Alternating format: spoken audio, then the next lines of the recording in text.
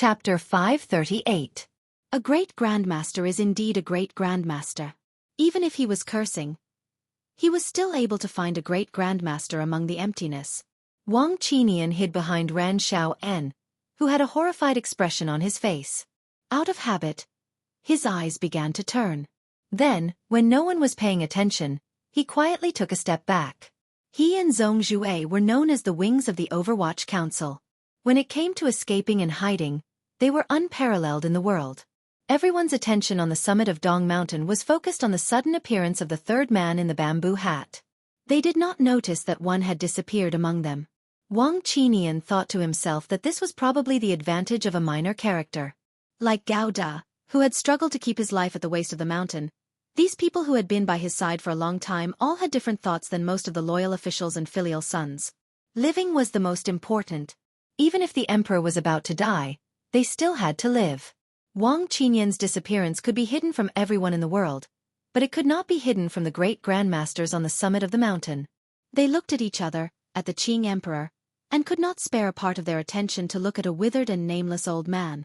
Layers of dark clouds gathered for no reason and hung high in the sky above the summit of Dong Mountain, blocking out most of the blazing sunlight. The summit of the mountain was once again enveloped in a gloomy sea wind. Everything was silent. The minister of the Board of Rites was a spirited old man. He should have stepped out and sternly criticized the despicable murder in front of him, but he couldn't speak. The official of Taichung Temple, Ran Xiao-en, was not very old. He should be standing by the emperor's side and helping the emperor block the powerful murderous aura from within and from a foreign country. However, he didn't dare. No one dared to move. No one dared to speak. Boundless complicated emotions rose in everyone's hearts. Some were excited, some were terrified, some were excited, some were excited, some were desperate, some were respectful, and some were sad.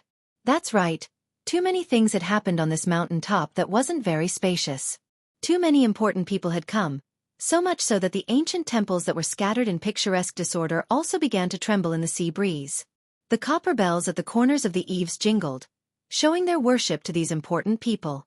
Yilu Yun, Sigu Jian, and Ku He were the three great grandmasters worshipped by the people of the three countries. The three great grandmasters each lived in different parts of the world. Ku He was the imperial advisor of northern Qi, Sigu Jian protected Dongyi with his sword, and Yilu Yun drifted on the sea. No one in this world could invite the three of them to appear in the same place at the same time. This was the self-awareness of being at the peak of the human world. Now, they had come to Dong Mountain for one person. The other party was the emperor of the Qing kingdom whose ambitions had never waned, the emperor of the most powerful nation in the world, the person with the most power in the world. Eunuch Hong, who never left the capital, stood beside the emperor. The four grandmasters were going to Dong Mountain. Assassinate the Qing emperor. The pinnacle of martial power and the pinnacle of power in the world were gathered here. Such a miraculous scene had never appeared in the history of this continent, and it might not appear again in the long years to come. Such a scene could only exist in people's fantasies, or in the stories of northern Qi's storytellers. However, this seemingly impossible scene finally became reality on Dong Mountain at the end of summer. Furthermore, the target, the Qing emperor, the four great grandmasters, would never forget that there was a blind man standing in front of the door of that old little temple. A blind man with a black cloth tied over his eyes. "Greetings, Your Majesty." The great grandmaster who came last was also wearing hemp clothing, but his feet were bare. The hemp pants fell to his ankles and did not cover his feet that were not stained by dust. The emperor bowed slightly. "I haven't seen the imperial advisor in a year and a half. His spirit is getting better." Ku He slowly took off the straw hat he wore on his head, revealing his bald head. The wrinkles on his forehead gave off a peaceful aura. In a quiet voice he said, "The emperor's spirit is also not bad." The emperor had already shaken off his earlier shock. Since Lao Wu had come, Sigu Jian had come, and Ku He had also come. He laughed bitterly as if admiring his sister, who he had purposely left alive, for being able to make such a big move. "I really don't know what power Yun Rui has to be able to convince you all." In a moment, the bitterness in the Qing emperor's smile disappeared. Boldly he said, "You all are not mortals. I am the son of heaven, but I am also not a mortal. If you want to kill me, do you have the courage to bear the chaos after my death?" These words were not false. Once the Qing emperor was assassinated and died, No matter how the eldest princess turned the situation around in Jingdo, the Qing kingdom would certainly be dealt a heavy blow. The emperor being assassinated was tantamount to ripping open a large wound in the hearts of the Qing people. The always stable Qing court had suffered such a heavy blow. If they wanted to maintain internal balance, they had to find an outlet to vent their anger externally. The Qing emperor's calmness came from his judgment of the situation. If he was assassinated on Dong Mountain and foreign powers joined in, regardless of whether the officials in court were loyal or not, under the powerful pressure of the death of the monarch, they would certainly be forced to mobilize troops. Given the Qing kingdom's powerful military power and the blood of the people nurtured over many years, once they raised the banner of vengeance for the emperor, how could Northern Qi and Dongyi withstand it? Even if the other party had a great grandmaster, chaos was bound to rise. Once I die, millions of people will die.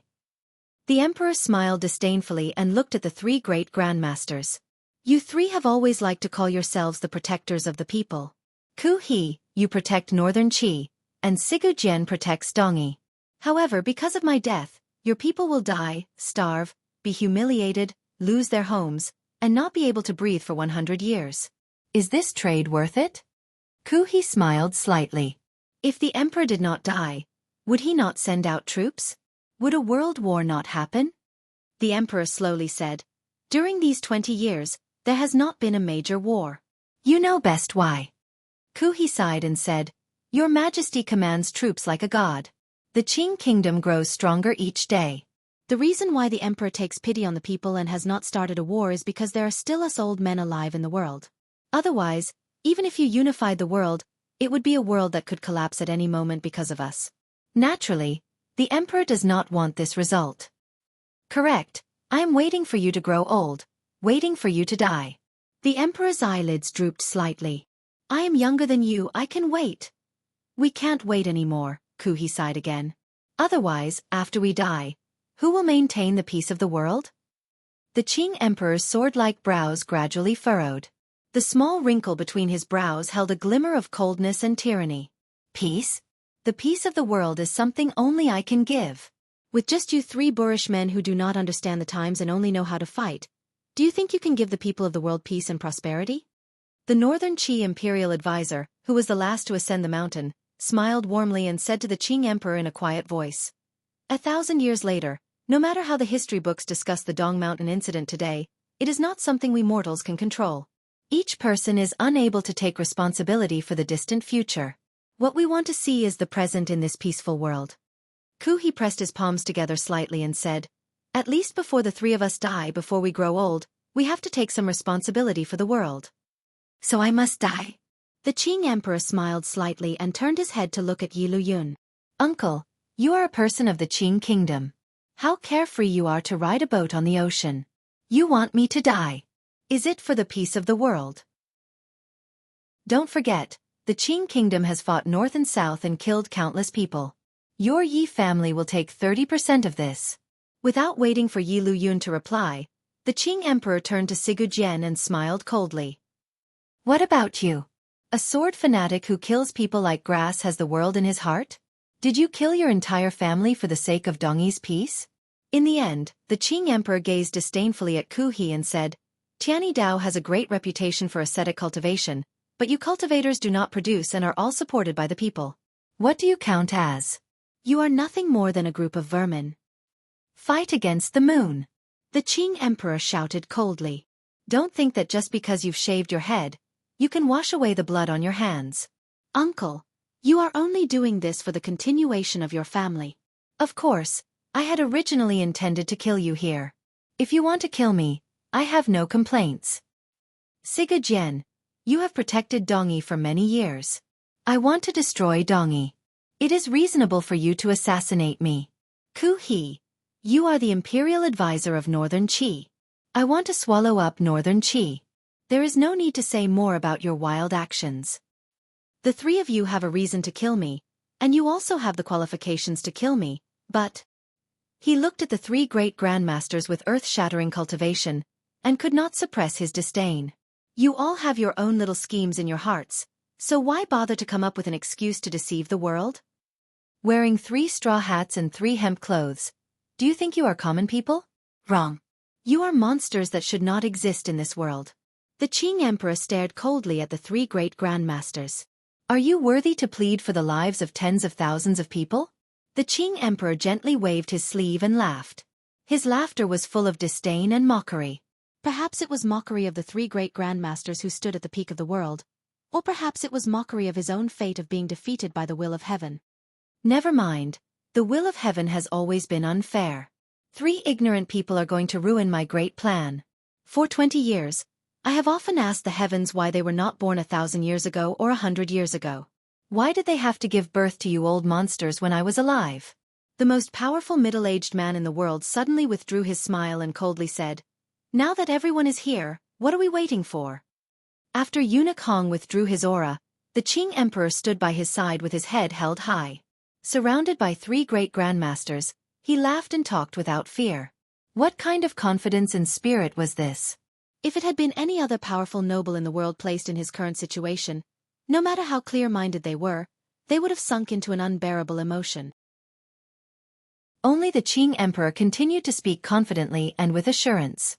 There was not a glimmer of fear between his brows and in his eyes. There was only a glimmer of calmness after astonishment, as well as a faint glimmer of melancholy and helplessness after the calmness.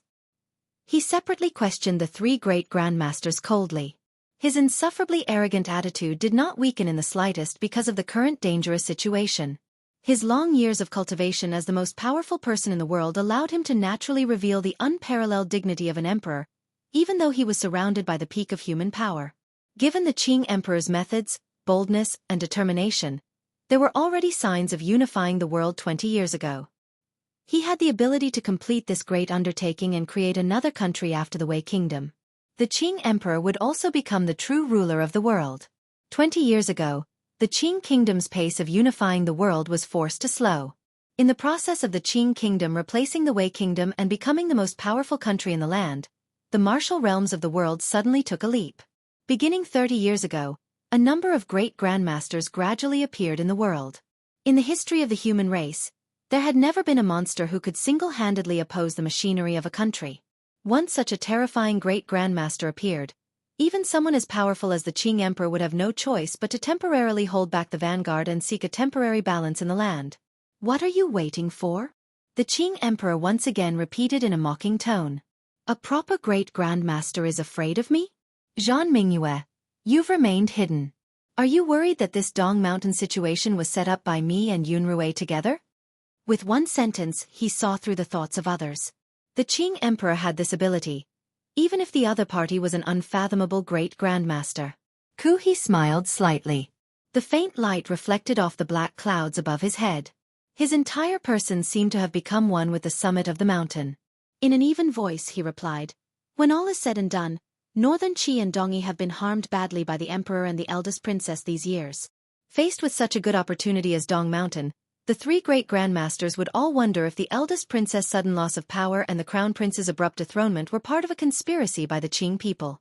Thus, they had to see the true problems within the Qing kingdom. Everything at present, Yan Xiaoyi's rebel army changing commanders at the last minute, proved all of this. A strange sight appeared on the ocean. The layers of black clouds above the summit of Dong Mountain grew wider and wider. In the end, they connected to the horizon where the sea and the sky met. The entire sky was covered by dark clouds. The sky grew darker and darker. The churning and squeezing of the clouds seemed to be clearly visible. It was as if some unknown energy was accumulating between the shape-shifting and struggling clouds. The wind whistled. Thunder rumbled faintly among the clouds. It was as if the world was moaning in pain. Then, a drop of rain fell. Under the thickest layer of black clouds in the sky, the summit of Dong Mountain had already entered a strange realm. When the first drop of rain fell, it coincidentally landed on the golden dragon embroidered on the bright yellow dragon robe on the Qing Emperor's body. The rain fell on the coiled dragon's right eye. The bright yellow robe was soaked in water. It made the dragon's eye appear dim and sorrowful. Force. Unusually powerful 4 forces appeared at the same time on the summit of Dong Mountain shrouded in black clouds. They interfered with each other, nestled against each other, clashed, and gradually converged. They wanted to charge into the sky and compete with the heavenly might hidden in the thick clouds above the summit. Solid. The 4 forces contained tangible power. They merged perfectly together and advanced to a mysterious realm. When the first drop of rain fell, they controlled everything on the summit of Dong Mountain. All life began to lose control of their own hearts in this realm of reality and force. The Qing officials and priests of the temple did not fall to the ground because of the terrifying pressure. They were still standing. However, their entire bodies were frozen. There was not a sliver of possibility of moving. They were terrified, but they could not narrow their eyes. They lost control, but their urine could not wet their clothes. They wanted to scream, but they could not open their mouths. The long grass around the summit fell down like swords, piercing toward the center of the field. It was like they were worshipping the monarch of the mortal world. The copper bells on the eaves of the temple swayed gently. The metal inside also moved harmoniously with them and could not make any sound. The yellow soil on the ground slowly retreated toward the cracks in the stones at a speed visible to the naked eye. It shrank into a line, a quivering line, avoiding this boundless power. There was not a sliver of sound. All of it was sealed within the thick barrier formed by the terrifying power. The thunder of the killing clouds and the soft murmur of the raindrops moistening the earth all became the subtitles of a pantomime. One could see the form but not hear the sound. Surpassing the 9th level and breaking through the 9th level. Humans had always wondered what kind of situation would occur once such power was fully displayed. On Dong Mountain, the 5 most powerful people in the world acted at the same time. This power even faintly surpassed the limits of humans. It began to move infinitely closer to the illusory path of heaven. The wind rose without a sound. The heavy rain fell without the sound of a drip. The rain struck Master Xueqi's old face. It was not turned into powder by the pure Xueqi in his body. Instead, it gently and naturally slid down, wetting the front of his clothes, his hemp clothing and his bare feet. The wild wind on the summit blew his clothes backward. He was like a mountain, standing quietly at the summit, welcoming the wind and rain. He did not purposely resist. He only gently and naturally mixed in with the wind and rain. He was borrowing the power of the mountain, wind, and rain to calm the tyrannical Xueqi in front of him. Eunuch Hong held the Qing Emperor's hand with one hand. His entire body had straightened. The tyrannical Xueqi in his body was unleashed without reservation. His hair and beard all stood up and pierced through the official hat he wore on his head. His clothes also danced against the wind. His entire body emanated a tyrannical aura that could scare away ghosts and gods. It was as if he wanted to completely crush the mountain, wind, and rain. A strange light suddenly flashed through Master Xueqi's eyes. It was a strange light that was completely at odds with Tianyi Dao's righteous and peaceful nature. His lips muttered something, but it was impossible to hear what he was saying. It made his body sway helplessly in the wind and rain, but there was not a trace of dejection. Of the 4 powers present, only Eunuch Hong used his full strength. His aura shot into the sky, shaking the rain around him and the Emperor into a pink mist. It spread around them and blurred the scene within. In the end, tyranny could not be maintained, particularly this kind of heaven-shaking tyranny. Eunuch Hong's eyes shone with a strange light. His entire person seemed to have become decades younger. Was he using up his life and Xueqi to delay these 3 great grandmasters for an instant and give Wu Zhu a chance to save the emperor? Wu Zhu stood in the rain and allowed the rain to wet his black cloth. He did not move at all. Just because he did not move did not mean he would never move. Sigu Jian was like a streak of rain that had changed direction. Slicing through a black shadow, he stood between Wu Zhu and the Qing Emperor like a ghost. Sigu Jian also did not move. He only gathered his power. He lowered his head with the straw hat covering his face. The rain that filled the sky seemed to want to completely swallow this short man in hemp clothing. No matter how large the wind and rain was, it was unable to swallow the sword he held upside down in his hand. Wu Zhu glanced at the sword in Sigu Jian's hand through the black cloth. The sword that still shone with a cold and bloody light in the wind and rain suddenly dimmed for a moment. Sigu Jian still did not move, but the powerful Xueqi in his body was forced out and seeped out through the hundreds of large and small holes in the hemp clothing on his body. These hundreds of holes were the price this great grandmaster had to pay for killing 100 tiger guards with one strike. Sigu Jian's Xueqi seemed to be tangible as it shot out from the holes in his hemp clothing. Although it did not make a sound, one could feel it clearly from the rapidly swaying shape of the hemp clothing through the holes. After these pieces of Xueqi were forced out of his body, they did not break through the air. Instead, they danced around his body in a sharp arc. They danced around his body, causing the rainwater to dance. The rainwater became blades that danced noiselessly in the air. They were transparent and looked incomparably magical. Wu Zhu slowly lowered his head and flipped his hand around the metal drill at his waist. His brows furrowed slightly. In an instant, the blades of rainwater around Sigu Jian's body danced even more violently. They severed all life around him and enveloped the entire summit of the mountain in an atmosphere of despair and ruthlessness. Sigu Jian had not drawn his sword because he was a foolish and stubborn sword. Yilu Yun also did not draw his sword because his sword had already pierced into the cliff at the foot of the mountain. Among the 5 great Grandmaster-level peerless powerhouses present, only he looked a little lonely at the moment. He was a Qing person. He was the protector of the Yi family. He was called uncle by the Qing emperor. He wanted to kill the Qing emperor. His hands, which could cut through gold and jade and collapse clouds and capture the wind, were still firmly and gently placed in his sleeves. They still did not extend out. Master Ku, he was the first to move. He moved 1 foot. He only took a step toward old Eunuch Hong's side and took a light step. Eunuch Hong felt like a mountain was pressing down on him. Raising his eyebrows, he bent the middle finger of his left hand slightly and struck out. Like a bolt of lightning, he used pure tyrannical power to break his opponent's harmonious stance. The mountain broke. The rain arrived. He pressed his palms together. The wind and rain in the sky changed direction in an instant and pounced toward Eunuch Hong's face, which had suddenly become dozens of years younger. When the rainwater touched Eunuch Hong's face, it did not leave any marks. However, there seemed to be a few more wrinkles on Eunuch Hong's smooth face. His entire person seemed to have aged a great deal. However, the rainwater immediately evaporated. Eunuch Hong dug out his index finger again and tapped it down in the air in front of him. Although it was silent, it caused the rainwater to move out of the way. It caused the stone tiles to split open, revealing the yellow soil below. Even the yellow soil could not withstand such a ruthless aura. Countless grains rolled and twisted, forcing out the moisture. He was like a fallen leaf, not touching the rain as he drifted back. The stone tiles he had stepped on earlier suddenly disappeared. Drying in the torrential rain, it revealed the cracked ground like yellow sand. He felt pity in his heart. He knew that this companion, who had hidden in the Qing palace for decades, had thoughts of leaving. Otherwise, he would not have chosen such a forceful method. What kind of tyrannical Xueqi was this? With such powerful Xueqi released, even the body of a great grandmaster would not be able to withstand it for a moment. He drifted forward again, still like a fallen leaf. Holding Eunuch Hong's left hand, it was like a fallen leaf finally being wet by the rain. It stuck firmly to the mottled wall of the temple, unable to break free. Eunuch Hong's eyebrows rose up.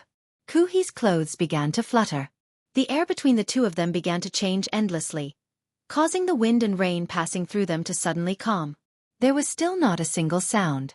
Rainwater flowed down the straw hat and formed a curtain of water, covering Sigu Jian's face.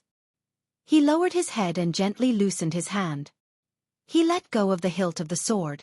In the wind and rain, 2 fingers swiftly extended, each pointing toward the horizon. His fingers drew across. The wind and rain around him immediately became chaotic. Sword intent exploded. The long sword slowly drew down from his hand. It froze in midair and no longer fell. In an instant, it regained its luster. A bright light pierced the tip of the sword from the hilt. Murderous intent pointed toward the earth and the sky. It pressed forward with an unstoppable force. A bottomless black hole appeared out of nowhere in the ground. Wu Zhu lowered his head and tightened his grip on the metal drill. His thumb pressed against his index finger. His knuckles were slightly white. Yilu Yun knew he had to act.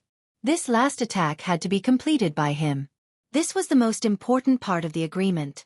He slowly opened his eyes. His gaze was already calm. He extended a pair of pure white jade-like hands from his sleeves. Yilu Yun attacked with all his strength. The balance of power on the scene was immediately broken. Eunuch Hong's tyrannical aura was no longer able to withstand the combined attack of the 3 great grandmasters. A small crack immediately appeared in the mysterious realm. The small crack in the bubble was enough to destroy everything. The sound once again fell to the ground. A muffled sound rang out between Ku He and Eunuch Hong's body. Earlier, 2 streaks of Xueqi of completely different natures had collided, but the sound had been delayed until now. The muffled sound was like thunder and wind. The hemp clothing on Xueqi's arms was completely shattered, revealing his old arms covered in blood. However, his gaze was still calm and peaceful. His hands gently brushed against Eunuch Hong's right hand. The fallen leaves were blown by the mountain wind. They drew strange but seemingly natural marks as they floated up. The imperial advisor's right palm gently caressed Eunuch Hong's chest. Eunuch Hong's face seemed to age even more. Then, Eunuch Hong's chest suddenly swelled up violently. It shook aside Imperial Advisor Xueqi's palm that carried the power of heaven and earth. Xueqi's face paled. He then gently pressed down a second palm.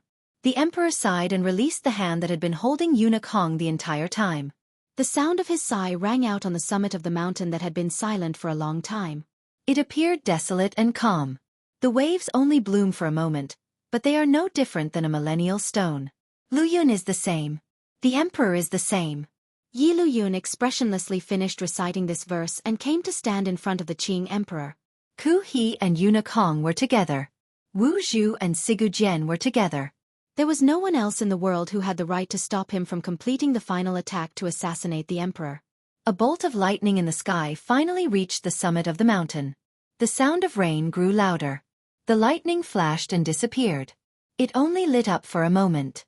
It was truly in the time it took for a spark to fly off a flint. In this instant, Sigu Jian saw Wu Zhu loosen his grip on the metal rod. Sigu Jian's mouth split into a grin. The two fingers on his hands bent. The rainwater at his fingertips dripped down. The long sword that had been floating in the air beside him flew out with a whoosh. It circled around his body in a semicircle and pierced straight toward the Qing Emperor's back. In front of him was Yi Lu Yun. Behind him was Sigu Jian's indomitable and concentrated Zhenqi attack. Even a great grandmaster would not be able to deal with it. The matter had finally reached its end. The Qing Emperor had already let go of Eunuch Hong's hand. He did not want this old eunuch to be unable to enjoy himself in the battle between the great grandmasters because of him. His right hand trembled, but his expression was incomparably calm. He had already prepared himself to welcome death. People were always going to die. The rainwater entered the emperor's lips with a slightly bitter taste.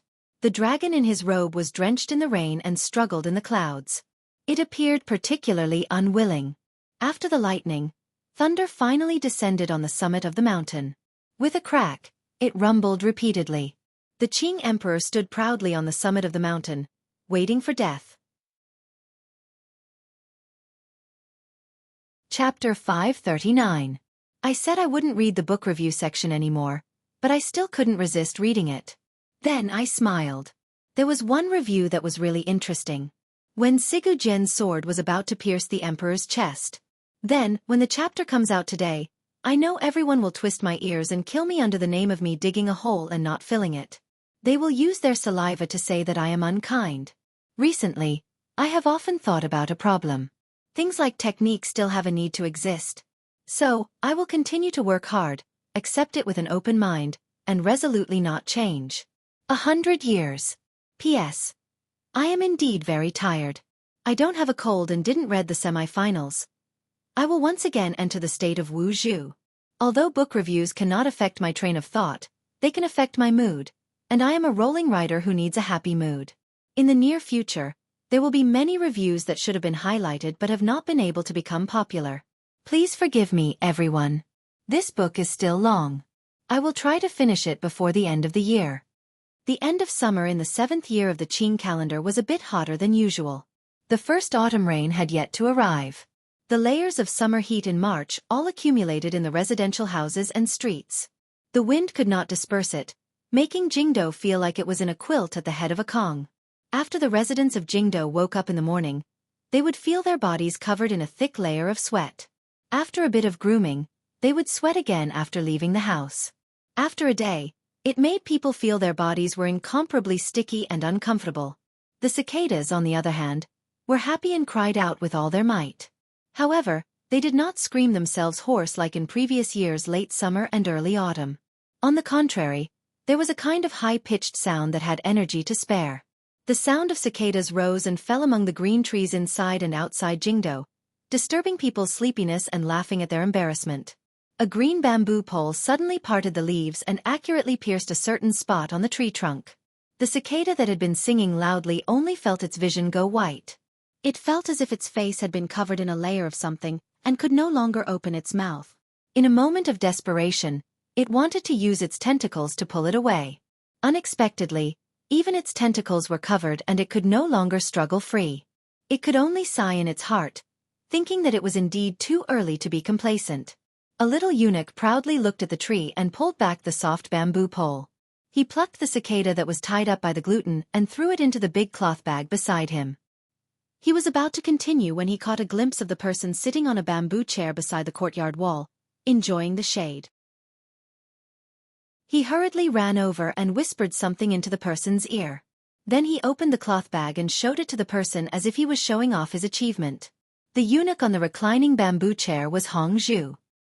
He slanted a glance and made a sound of acknowledgement, indicating that he understood. After thinking for a bit, he furrowed his brows and said in a low voice, "How many times have I said it? If I wanted you to stick wings, you had to stick them on the cicadas' heads. How many did you manage to stick after such a long time? When the Empress Dowager wakes up, are you going to receive the flogging yourself?" The little eunuch quickly begged for forgiveness and led the dozen or so other eunuchs under the tree in a daze to continue sticking cicadas.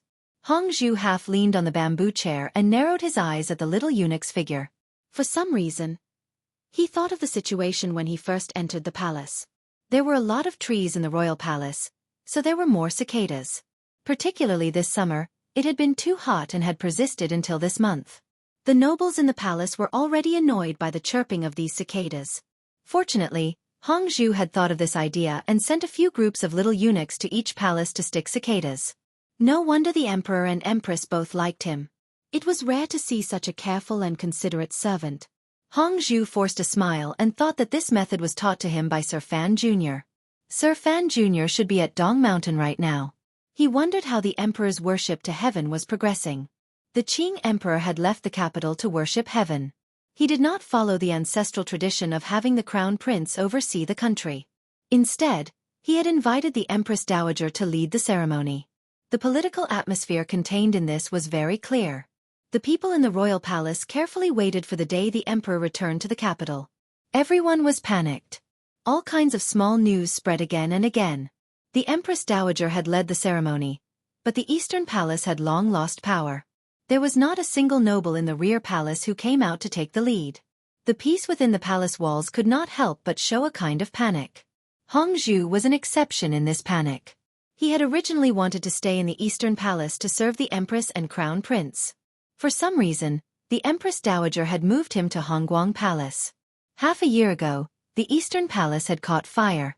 Everyone in the royal palace knew that the eunuchs and serving girls in the Eastern Palace and Guangxin Palace had all mysteriously died. Although no one dared to discuss this matter, they felt a bit more respect and distance toward Hong Zhu, the only survivor. Everyone had died. Eunuch Hong was still alive. This matter was terrifying in itself. Hong Zhu stood. His heart was a bit dim. Yes, he was a servant, but he was a loyal and affectionate servant. Thus, at this moment in the palace, he didn't know what to do. Looking at the dispirited Eastern Palace, he actually felt a bit sad. He walked toward Hongguang Palace with his body slightly bent. He was young, but he was beginning to have the old eunuch Hong's smell of a dead person. The soldiers of the 13 city gate guards forced themselves to be alert in the summer heat. They carefully examined the documents of the people entering the capital. The Jingdo garrison raised their guard in the Yuan-Tai camp. The thousands of imperial soldiers guarding the royal palace stood high on the palace walls and used suspicious gazes to examine everything beneath their feet. The entire defense power of Jingdo was controlled by the hands of these three groups of soldiers. In such a strange and quiet situation, the slightest carelessness could cause great chaos. None of the three sides dared to relax at all. With the great prince in the lead, they forcefully suppressed everyone's disloyal thoughts and movements. The common people of Jingdo were not as nervous as the officials and soldiers. In such hot weather, the wealthy people of the Qing kingdom did not want to stay at home and endure the heat. Instead, they were used to hiding in shady tea houses. They drank inexpensive cold tea and enjoyed the large leaf fans produced by the palace treasury. They talked about recent events in court and the gossip of their neighbors. For the people of Jingdo, the royal palace and their neighbors did not seem to be much different. The cicadas cried out loudly in the trees outside the tea house. A few even blindly stopped on the green banner outside the tea house and painted the large T into 2. These hissing cries just happened to cover up the discussions of the busybodies in the tea house. They were discussing the matter of the emperor's sacrifice to heaven. The news had spread for many months. Everyone under heaven knew that the emperor had made up his mind to depose the heir. However, the crown prince's behavior these 2 years was benevolent and steady. It was very different from how he had been in the past. So, the officials and common people were all muttering in their hearts. Why did the emperor depose the heir? Not many people dared to ask this to his face, but there were always people who dared to talk about it behind his back. Overall, the people of Jingdo had enough sympathy and comfort for the crown prince of the Eastern Palace. Perhaps it was because people had a spiritual need to sympathize with the weak, or perhaps, as common people, they always wished for the world to be more peaceful and did not want to create too many disturbances because of deposing the heir. Of course, the people of Jingdo, including the civil officials in court, had not thought that the storm at the turn of the summer and autumn of the 7th year of the Qing calendar would, in a way no one had expected, roll through like thunder and sweep up everyone and all of Jingdo's land. With a whoosh, a strong wind rose without warning through the wide streets of Jingdo and the densely packed residences. It passed through and swept past. The wind came too suddenly. It blew off the hats of the sleepy peddlers who had set up fruit stalls and had their heads down, revealing a pair of muddled eyes. It blew the fruit peels all over the street and the cicadas on the green banners outside the tea houses could no longer stay and fell to the ground with a clatter. The word tea became tea. The customers sitting by the railings of the tea houses looked out curiously. They felt depressed in their hearts. It had already been stuffy for 3 months. Was a timely autumn rain finally going to fall? Then, they saw that the originally blue sky was suddenly covered by layers of cumulonimbus clouds surging in from the southeast. It was as if a large cover had been added to the sky above Jingdo. The shade enveloped the city walls and the people within. The clouds twisted and rolled endlessly like countless huge dragons in formation. Occasionally, strands of cloud would be pulled out. It looked very terrifying. Such thick black clouds were a sign of the heavy rain that was about to follow. Looking at the clouds, this heavy rain would probably be unusually fierce. The customers were not shocked. On the contrary, they were happy. They thought to themselves that the heavens were finally willing to clear up the world. With a crack of thunder, the rain finally came crashing down. The people on the street all moved out of the way. The customers upstairs narrowed their eyes and happily admired the rain that they hadn't seen in a long time, as well as the unique beauty that seeped out of the wet courtyard. The rain was not particularly heavy, but it was particularly cold. In a moment, the customers began to feel a chill. They couldn't help but be surprised. They thought to themselves that in the past, the autumn rain had only come down. There had to be 3 showers before it could completely dispel the summer heat. Why was the rain so cold this year? Given the knowledge of the people of this era, they did not know that a dozen days ago, the largest hurricane of the summer had risen on the surface of the East Sea. This hurricane charged straight toward Dong Mountain and dropped countless drops of rain on the ground 50 li from the coast. Its momentum did not decrease. It continued to carry with it the evaporating water vapor and humidity from the sea, as it headed straight into the heart of the Qing kingdom. This hurricane was very interesting.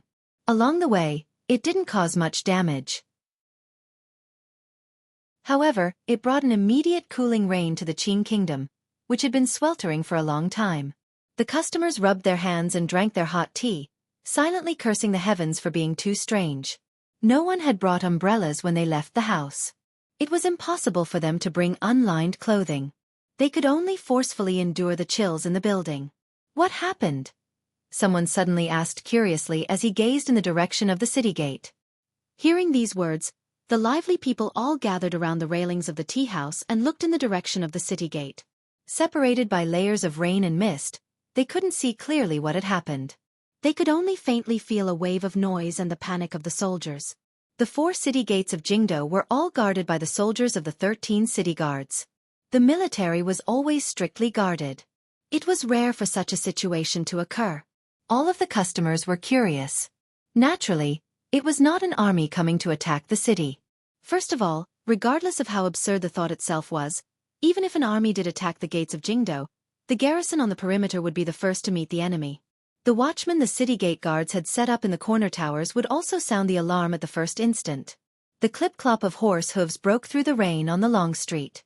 The sound was urgent. The customers focused their gazes and saw a handsome horse galloping quickly toward the city gate. There was only one horse. Everyone understood that there must be an urgent message coming into the city from somewhere. They all relaxed. Seeing the white foam at the corners of the horse's mouth and the dust-covered and haggard appearance of the rider, everyone's hearts tightened again. They all wondered if something had gone wrong at the border. The rain continued to fall. The exhausted horse gathered the last of its strength and galloped desperately against the wind and rain. On the horse, the serious-looking rider in tattered clothes did not care about the life or death of his steed. He ruthlessly waved the whip in his hand and urged the horse on. Maintaining the fastest speed, he crossed the long street under the tea house, splashing up a path of rain as he charged toward the royal palace. Fortunately, the rain had arrived first and chased the pedestrians and peddlers to the eaves on the side of the street. Otherwise, with the rider's reckless galloping, who knew how many people he would have run over and killed? The customers watched as the man and the horse disappeared into the rain and disappeared at the end of the street. They couldn't help but let out a sigh of relief, digesting the tense silence from before. They looked at each other, wondering what had happened in the court. He was wearing a white scarf. A slightly older customer suddenly said in a trembling voice. The tea house became even quieter. Although the people of Jingdo who were born later had not experienced the great battles when the Qing kingdom was expanding its borders, they had heard that in the most tragic of the 3 northern expeditions, the Qing army had lost tens of thousands of people. The rider who had sent the message thousands of li away had also been wearing a white scarf. The rider who sent the message was... Someone asked with confusion. Didn't Governor Yen just win? It was a fast horse from the army. The older customer had clearly been in the army. His voice was still trembling. For the messenger to be wearing a white scarf, something big must have happened. The chatter in the tea house suddenly stopped. Everyone, including the waiters and the shopkeeper, fell into silence. Everyone stood quietly by the railing and looked at the street in the heavy rain, secretly praying that nothing would happen to their country. It's here again. In the tea house, a young man cried out in panic and helplessness. At this time, there was no longer any restlessness at the city gate. There was only sternness and wariness. However, the second rider came even faster than the first. Like a streak of smoke, it quickly flew past the tea house. This rider was not wearing armor. He was only wearing a deep black robe. He held the reins with one hand and kicked quickly with both feet. His face was covered in black water stains from the rain. His left arm, which was holding the border, was also tied with a white scarf, while his right hand was holding something that looked like a token. He directly rushed through the city gate, crossed the long street, and similarly sped in the direction of the imperial palace. The people in the tea house looked with hopeful gazes at the customer who knew the court well. They hoped to hear some good news from his mouth. The old customer's face was deathly pale. He muttered, It's the Overwatch Council. After some more time, a 3,000 li messenger rider once again forced his way through the gates guarded by the 13 city gate guards and stepped onto the rainy street below the tea house. This rider was just like the previous one. He was also in a sorry state. It seemed that traveling thousands of li, changing horses without changing people, and using the fastest speed to send a message to Jingdo was a very tiring task. The rider did not feel it was tiring. He only knew that if he couldn't send this shocking news to the palace as quickly as possible, the Qing kingdom would probably have major problems. The rain washed over the rider's sun-scorched and cracked face and struck into his blood-red eyes. However, it could not stop his speed. The horse sped through the long street toward the royal palace. There was still a white scarf on his left arm. The customers in the tea house had become numb from the repeated shocks. They all opened their mouths but couldn't say anything. Although they didn't know which side of the court this third rider represented, they knew that the news these 3 riders brought to Jingdo was certainly the same. Receiving confirmation from all 3 sides, then a disaster would certainly happen to the Qing kingdom. There was a deathly silence in the tea house. Everyone lowered their heads. The old customer's face was deathly pale. Trembling, he sat down. His vision darkened, and he fainted to the ground. Everyone quickly went forward to help. No one noticed that the rain outside the tea house had lessened slightly. Although the rain was light, the chill had arrived. The cicadas, who had been swaggering around a moment ago, finally began to feel the irresistibility of fate, began to feel the impermanence of life, began to feel the desolation of autumn, and began to burn their own lives. In the streets and alleys of the capital, they incessantly chanted their last words. Hiss, hiss, dead, dead. All of Jingdo began to sink into an unknown fear and bewilderment. People didn't know what had happened.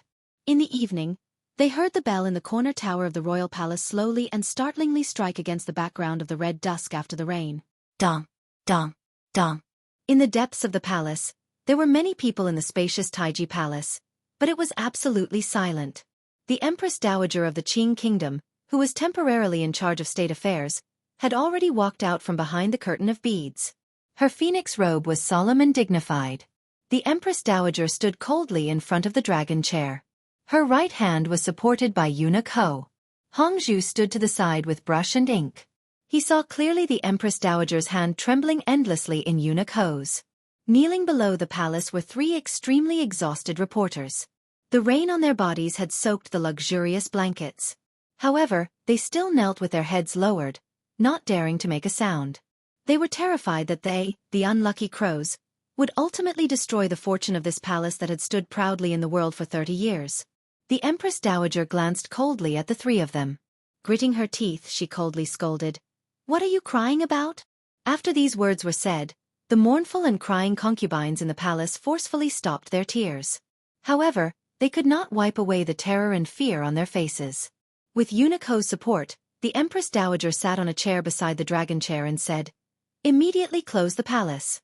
Prince Huqing will be in charge of the royal palace guards. Those who disobey will be executed." "Yes." The princes all responded. The great prince, with hot tears in his eyes, raised his head and glanced at his grandmother with surprise. He felt the heavy burden on his body. However, his emotions were unusually agitated. He had no way of understanding what the Empress Dowager's edict meant. The Empress Dowager continued, "Summon the scholars Hu and Su into the palace." "Yes." "Summon the commander of the city gate department, Zhang San, into the palace." "Yes." "Immediately close the city gates.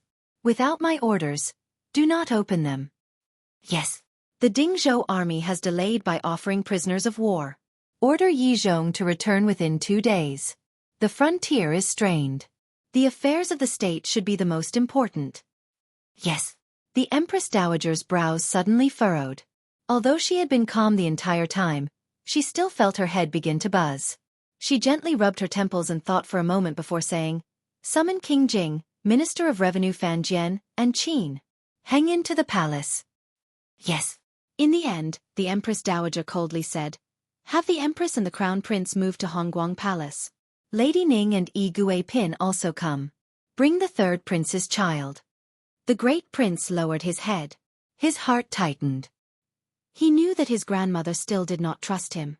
In his sorrowful emotions, he did not want to fuss over these things. It was already dusk. The bells outside had stopped ringing. The candlelight in Taiji Palace flickered. It looked bleak and uneasy. The true controller of the Qing Kingdom, the old Empress Dowager, suddenly coughed. A complicated emotion flashed through her eyes. Lightly, she said, "Have the internal court invite the eldest princess and Princess Chen to temporarily stay in the palace. Fan Xian's pregnant concubine will also enter the palace." Yes. The Empress Dowager had not paid attention to matters for a long time. However, each of her edicts was clearly aimed at people's hearts. She was trying to cut off Jingdo from the outside world in the shortest amount of time and control those who could cause unrest within the royal palace. Suddenly, a childless concubine cried out wildly, "Fan Xian assassinated the emperor. The Empress Dowager wants to confiscate his entire family. How can he let his family enter the palace?" After these words were said, the entire palace fell silent. The Empress Dowager looked coldly at the concubine like she was looking at a dead person. Slowly, she said, "Drag her away and bury her." A few guards and eunuchs went forward and dragged the concubine, who had already sunk into a crazed state. No one knew if they would bury this pitiful person in the mud under the flowering tree in the palace. The Empress Dowager swept her gaze coldly over everyone in the palace and said in an icy voice, "Watch your mouths and brains. Don't forget, there is still a lot of empty space in the palace." Sorrow rose in everyone's hearts, but they didn't say anything. The sorrow and confusion in their hearts were the same as this concubine's. However, they were not crazy, so they didn't speak. "Where is Chen Pingping? Why hasn't he entered the palace?" the Empress Dowager asked with an icy expression. Hong Zhu put down the brush in his hand and met the Empress Dowager's questioning gaze. In a trembling voice he said, "After Director Chen was poisoned, he returned to Chen Garden to be treated by the royal doctors. I'm afraid he still doesn't know." The Empress Dowager's gaze turned cold. She gritted her teeth and said in a great rage, "Send an edict to this old dog. Tell him that if he doesn't enter the capital, mother and son will all die."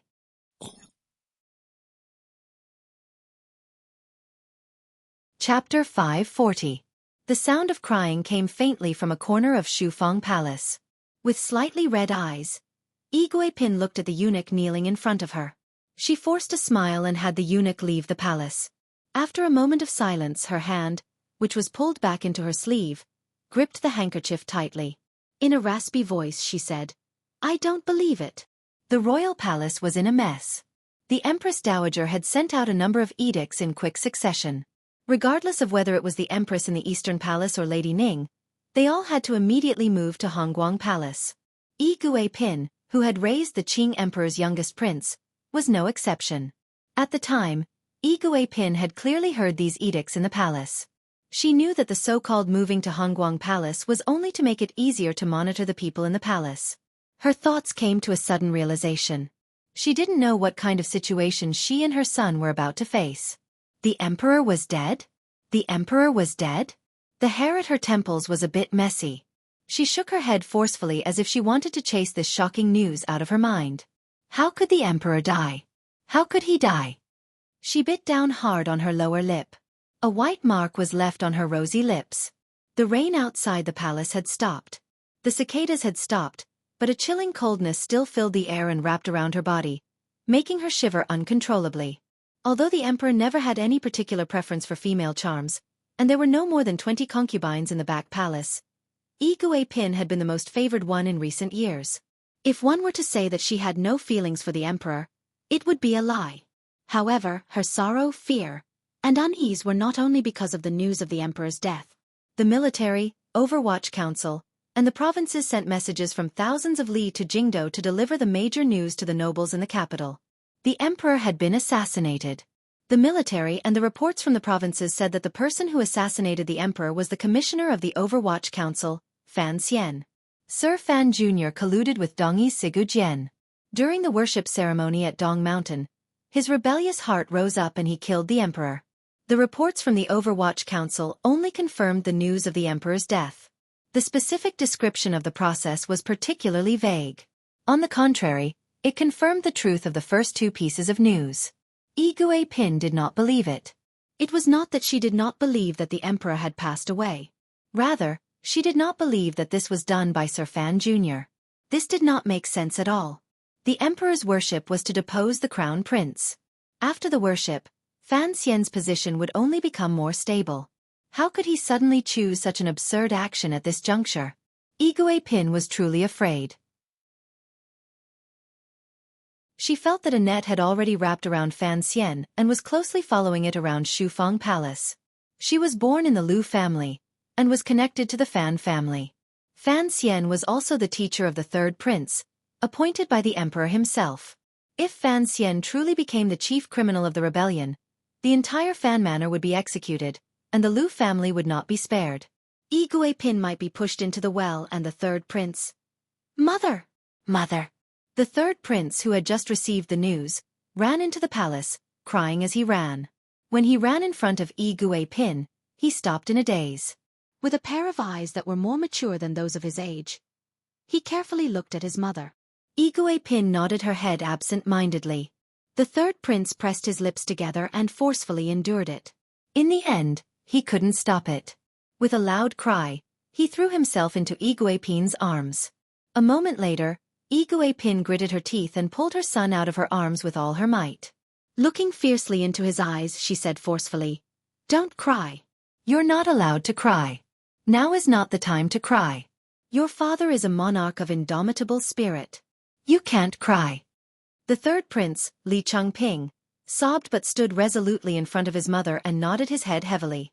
Long years of life in the palace and a year with Fan Xian in Jiangnan had long tempered the temperament of this ruthless prince, who dared to open a brothel at the age of 9. He knew that what his mother was about to tell him was very important. Right now, the word is that it was your teacher, Sir Fan, who assassinated the emperor. Yi Guipin stared into her son's eyes. After a moment of panic in the third prince's eyes, he immediately calmed down and said hatefully, I don't believe it. Master isn't that kind of person. Besides, he has no reason to do so. Yi Guipin forced a smile and patted her son's head. Yes, although there are reports from the military and the provinces, not many people will believe that your teacher would harm the emperor. You have to know that he is your father's most valued official. We're not the only ones who don't believe it. Yi Guipin gritted her teeth and said, the Empress Dowager also doesn't believe it. Otherwise, the Fan Manor would have been raided by now, and that crazy woman would not have been buried by the Empress Dowager. The third prince nodded. Yi Guipin lowered her voice and said, but the Empress Dowager will not completely disbelieve it. Although I don't know why, your uncle is about to enter the palace. Sister Chan and Cece are also about to enter the palace. If the Empress Dowager truly believes that the Dong Mountain incident was done by your teacher, the Fan and Lu families will probably immediately sink into desperate straits. What can I do? The third prince clenched his fists tightly. He knew that his future was completely pressed on his teacher, Fan Xian. If his teacher was truly beaten to the point of murdering the monarch, he would never have the power to rise again. Don't do anything. Just cry, be sad, and stay with the Empress Dowager. Yi Guipin suddenly sighed. A pitiful expression flashed through her eyes. She pulled the third prince back into her arms. As long as the Dong Mountain incident is not cleared up and your teacher does not return to Jingdo, the Empress Dowager will not immediately act against the Fan family. We need this time to influence the Empress Dowager and then wait for your teacher to return. The third prince was silent for a moment and then nodded. Like his mother, he always had great confidence in Fan Xian. In their hearts, as long as his teacher returned to Jingdo, he would certainly be able to resolve the entire matter. The eunuch was rushing them from outside. Yi Guipin began to prepare to move to Hongguang Palace, completely out of her wits. A ruthless light flashed through the third prince's eyes. He pulled out a poisoned dagger that Fan Xian had given him from under the table and carefully hid it in his cute little boots. He did not agree with his mother's earlier words. Hongguang Palace was not necessarily safe. For the chair father had left behind, what kind of crazy things wouldn't his two brothers do? Crown Prince Li Changqian slowly tidied up his clothing. There was not a glimmer of crazed joy on his face. When the news of the emperor's death reached the palace, the crown prince, like all the princes and officials, fell to the ground and cried loudly. It was difficult for him to hide his sorrow. Other than sorrow, there was also a glimmer of white on his face. Walking to the door of the eastern palace, he faced the dusk in the distant east and bowed deeply. 2 streams of tears fell from his eyes. After a long time, he straightened his body and thought sorrowfully in his heart, Father, it is not that I am unfilial, but you have already forced me to the point where I have no way out.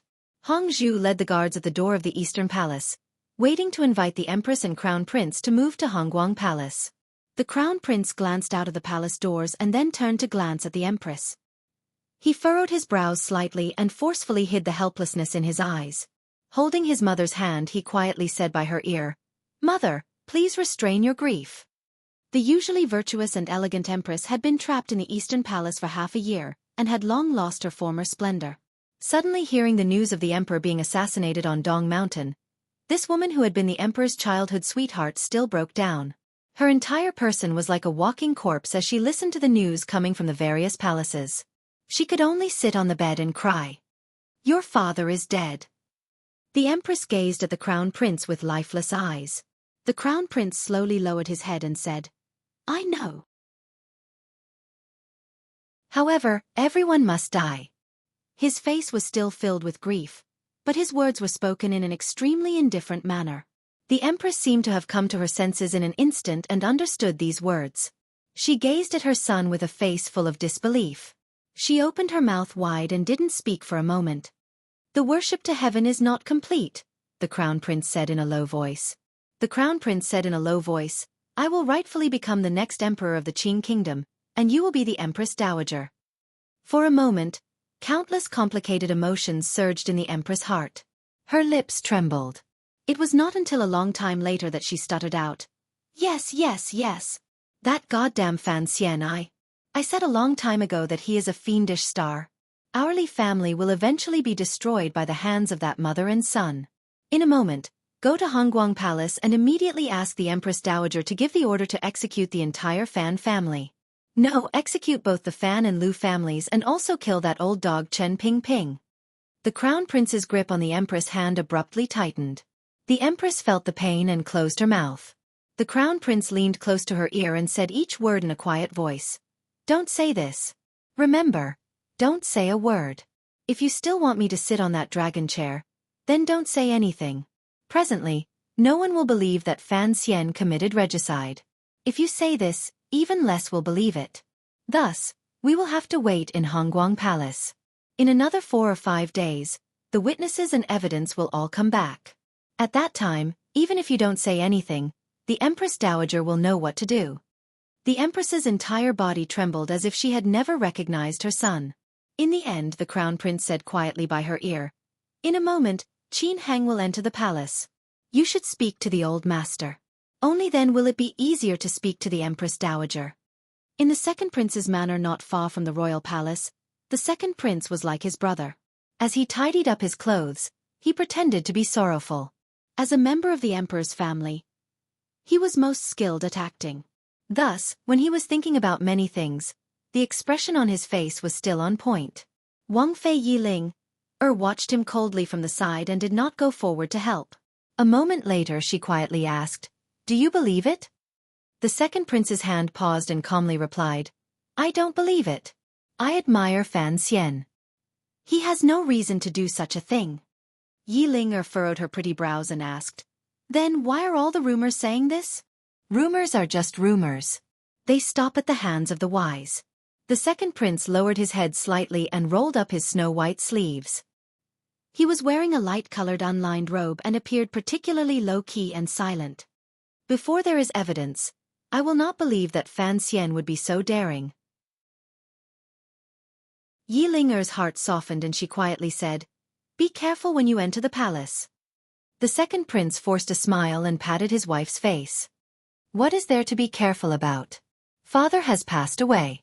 However, it is a secret right now and not a funeral. After the Dong Mountain matter is cleared up, the entire country will certainly mourn. Then, the crown prince will ascend to the throne. I will still be that unremarkable second prince. Are you willing?" Yiling looked at him in shock. The second prince was silent for a moment and then suddenly said, "I won't hide it from you.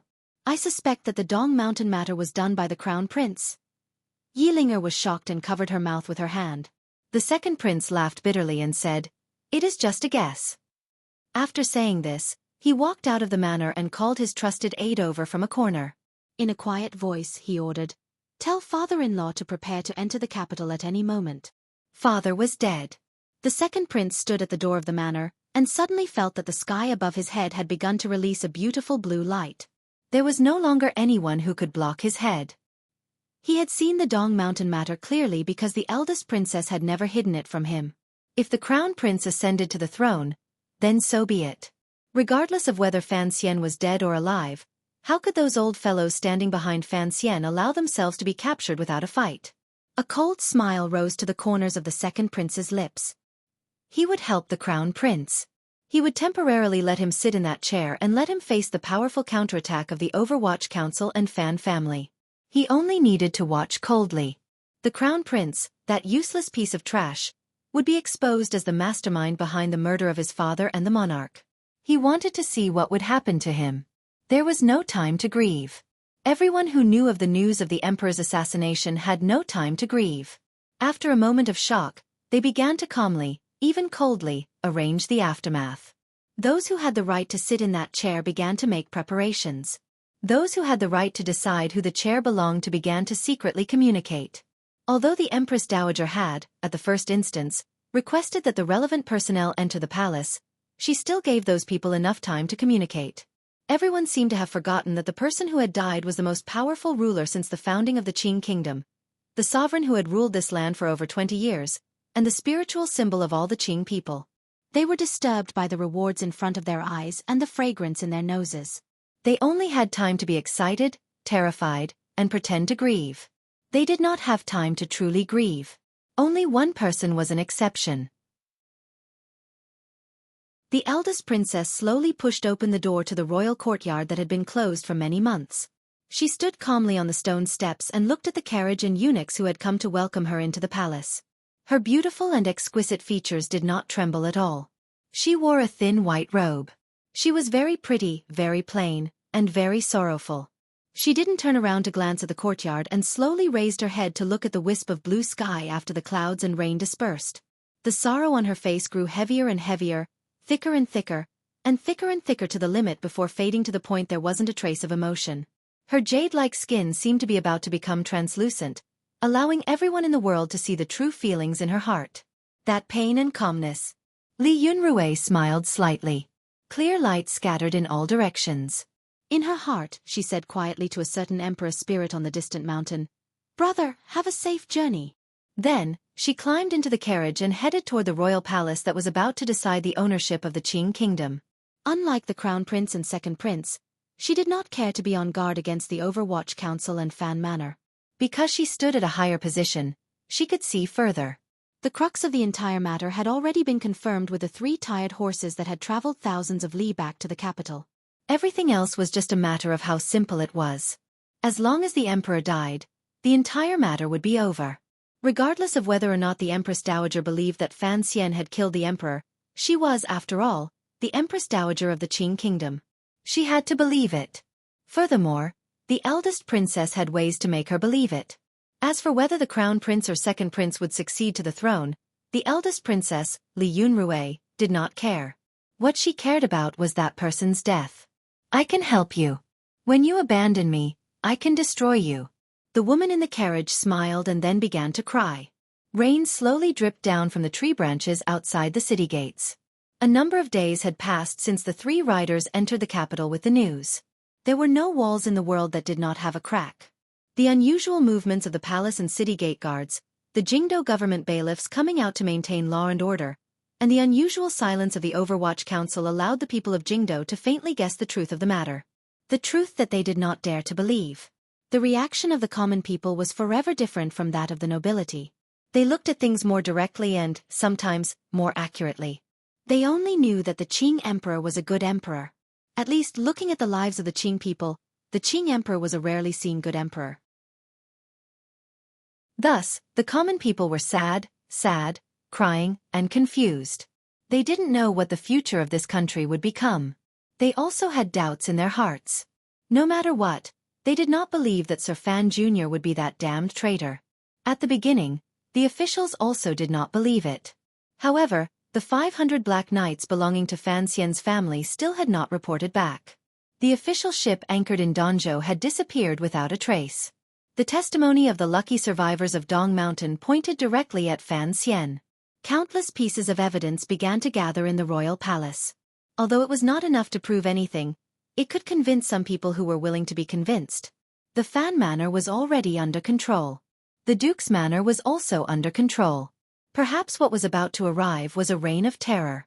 It was said that the palace was beginning to prepare for the crown prince to succeed to the throne. The crown prince, who was about to be deposed, was about to succeed to the throne. History and reality were always this absurd. At this time, a merchant selling soybean oil, wearing a bamboo hat, used the official documents of the palace bureau, after much difficulty entered the half-closed eastern city gate. He walked to a corner in the southern part of the city and checked into an inn. Through the window of the inn, he could faintly see the front and back manors of the Fan Manor surrounded by heavy soldiers. The merchant took off his straw hat and looked at the manor in the distance. He held his chest and coughed. A complicated emotion flashed through his eyes. "In Shanghai, I've been staying at my best friend's home, but I haven't seen my friend and his wife in 3 days. This is the problem that comes from not going to the same place for a long time. Friends haven't seen each other for 4 to 5 years. If they don't see each other, the heavens will be angry and the people will be resentful. Thus, I run through the unfamiliar streets of Shanghai every night, enduring the tearing pain in my chest caused by the flu. I've been taking medicine and drinking very little, but I haven't gotten better. Looking at the appointments on the paper, I always miss some. I've sunk into a frenzy. When did I become such a busy person? Why is it that each trip to the big city is as long as a spring outing? For this annual meeting, I've deliberately pushed the date of leaving Shanghai so late because I have too many friends I want to see and chat with, but I still can't arrange them properly. This is my own problem. I'll take up a few pages and snap my fingers to friends I haven't seen. I'll come next year. P.S. It didn't affect the writing of Qing Yu's year. This is something I'm very surprised about. However, I am after all sick. My mind has been muddled the entire time. Can I ask everyone for a day off tomorrow? I bowed and left the stage. Chapter 541. Sorry, I'm really sick. I'll write less in the next few days. Fist salute. After a number of rounds of autumn rain, the air of autumn thickened outside the window. The picturesquely arranged noble manners in Jingdo were bathed in moisture. Fan Xian raised his fist to his lips and coughed. Pulling his gaze back from the window, he panted heavily a few times and then slowly sat down on the bed. This inn had a view of the beautiful scenery in the south of the city, so it was of high class. The mattress on this bed was not thick, but it felt good. He unconsciously slid his palm along the fabric and sighed in his heart. After experiencing the fatal attack at Dong Mountain, facing Bai Yanxiao's attacks, and escaping death countless times, looking at the familiar streets of Jingdo again, he couldn't help but feel as if a lifetime had passed. After using the assault rifle to kill Yanxiao, he, heavily injured, had to rest on the meadow for a full 2 days before he gathered enough strength and energy to walk toward the unknown small path surrounded by mountains. After experiencing some indescribable difficulties and passing through the small path Uncle Wu Zhu had told him about, Fan Xian entered the Song Kingdom under the protection of Dongyi. In that small vassal state, he didn't dare act rashly with his injuries not yet healed. He could only ask the waiter to get some medicine from the shop. He was Fei Jie's student. Although his medical skills were not the best in the world, he had spent a lot of time on treating knife wounds and poisons. The medicine he got was right. Additionally, with the tyrannical Xueqi in his body and the natural flow of Tianyi Dao's aura to heal himself, he gradually walked and his injuries gradually healed. However, Yan Xiaoyi's arrow was too powerful. Although it hadn't hit his heart, it had shaken his heart meridian. His injuries had not yet healed and his heart meridian was damaged, so he could not suppress his coughing. Fan Xian knew the state of his body well. At most, he had 60% of his peak strength. Leaving the Song Kingdom, he passed through the south of Yanjing. Even though he later hired a carriage to enter the country, it was still a big circle. By the time Fan Xian disguised himself as a soybean oil merchant and entered Jingdo, he was already a few days later than the messenger. Furthermore, the 1,000-li journey was difficult. His gradually healed injuries began to linger. Along the way, Fan Xian was careful not to make contact with the subordinates of the Overwatch Council. The silver he had scattered in Baoyue brothel these 2 years had finally paid off. After entering the Qing Kingdom, the initial reactions to what had happened in Jingdo were all supported by intelligence reports. The reason he hadn't made contact with the subordinates of the Overwatch Council was because Fan Xian was worried. If the nobles in Jingdo truly put the blame on his head, even if he was the commissioner of the Overwatch Council, who would be loyal to a regal murderer? Fan Xian did not want to test human nature, even of the subordinates of the Overwatch. That afternoon, he went out and walked around the streets and alleys of the capital, confirming many things. He was very careful not to go to the medicine hall. Instead, he went directly to a hidden storeroom in the third bureau and retrieved the medicine he needed. The third bureau needed large amounts of medicine all year round, and most of the people in the bureau were strange people who only knew how to bury themselves in medicine. As the commissioner of the Overwatch Council, he knew the distribution of the medicine very well. If he took it without anyone knowing, he believed that no one would be able to find any clues. After putting on a disguise, he went to many places. Most of the important places were already controlled by the Imperial Army and Jingdo government, particularly near his home. He sensed the existence of many aces. He didn't dare take the risk of making contact with people in the manor.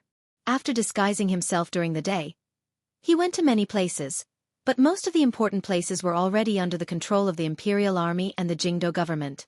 In particular, near his home, he felt the presence of many aces. He did not dare to take the risk of making contact with the people in the manor. He also went to the outskirts of the Overwatch Council and Bureau of Military Affairs. The Overwatch Council did not seem to have any problems, but he knew that the council was under constant surveillance by the internal court. As for the Bureau of Military Affairs, it was also very busy. He had a very detailed understanding of all the procedures in the military. After an hour, he confirmed that the old Empress Dowager in the royal palace was still in control of everything. Furthermore, she had wisely chosen this dangerous moment to move the border army and begin to exert pressure in all directions. After all, he had been the commissioner of the Overwatch Council for a long time. He had too many eyes and subordinates in Jingdo. Furthermore, he had Baoyue brothel and tentacles on the Jianghu. Although he did not contact too many people, it was not a difficult matter to understand the current situation in Jingdo. Fan Xian raised his head, took out a towel, and carelessly wiped his feet. Lying on the bed, he stared at the top of the beam in a daze. Had the emperor truly died? His emotions were complicated. He was shocked, depressed, disappointed, and strange. If the emperor had truly died, what should he do next? Touching the emperor's personal letter and jade seal he had hidden close to his body, Fan Xian closed his eyes to rest, building up his energy for the night's action. However, he could not enter a quiet state for a long time. The following situation was too dangerous. There were two choices in front of him. Regardless of which choice he made, it was actually a kind of gamble. If he wanted to stop the crown prince from taking the throne, he had to think of a way to enter the royal palace and hand the emperor's personal letter and jade seal to the Empress Dowager's hands. Fan Xian understood that if the emperor had truly died, given the Empress Dowager's mentality, for the sake of the stability of the Qing kingdom, she might directly destroy this letter. The crown prince and he were both the Empress Dowager's grandsons, but the Empress Dowager had never liked him. Because of Yi Qingmei's past, she had always been on guard against him. Who knew what the Empress Dowager would decide? If she truly decided to hide the truth of the emperor's assassination, then Fan Xian and everyone around him would become the first sacrificial pigs and dogs on the crown prince's path to the throne. There was another choice. Fan Xian could contact all of his helpers in Jingdo and completely reveal the truth of the assassination at Dong Mountain. Both sides would reveal their troops and fight a ruthless battle. Whoever won in the end would have the right to decide the direction of the history books. This choice would kill many people, but it looked like it was safer for Fan Xian himself.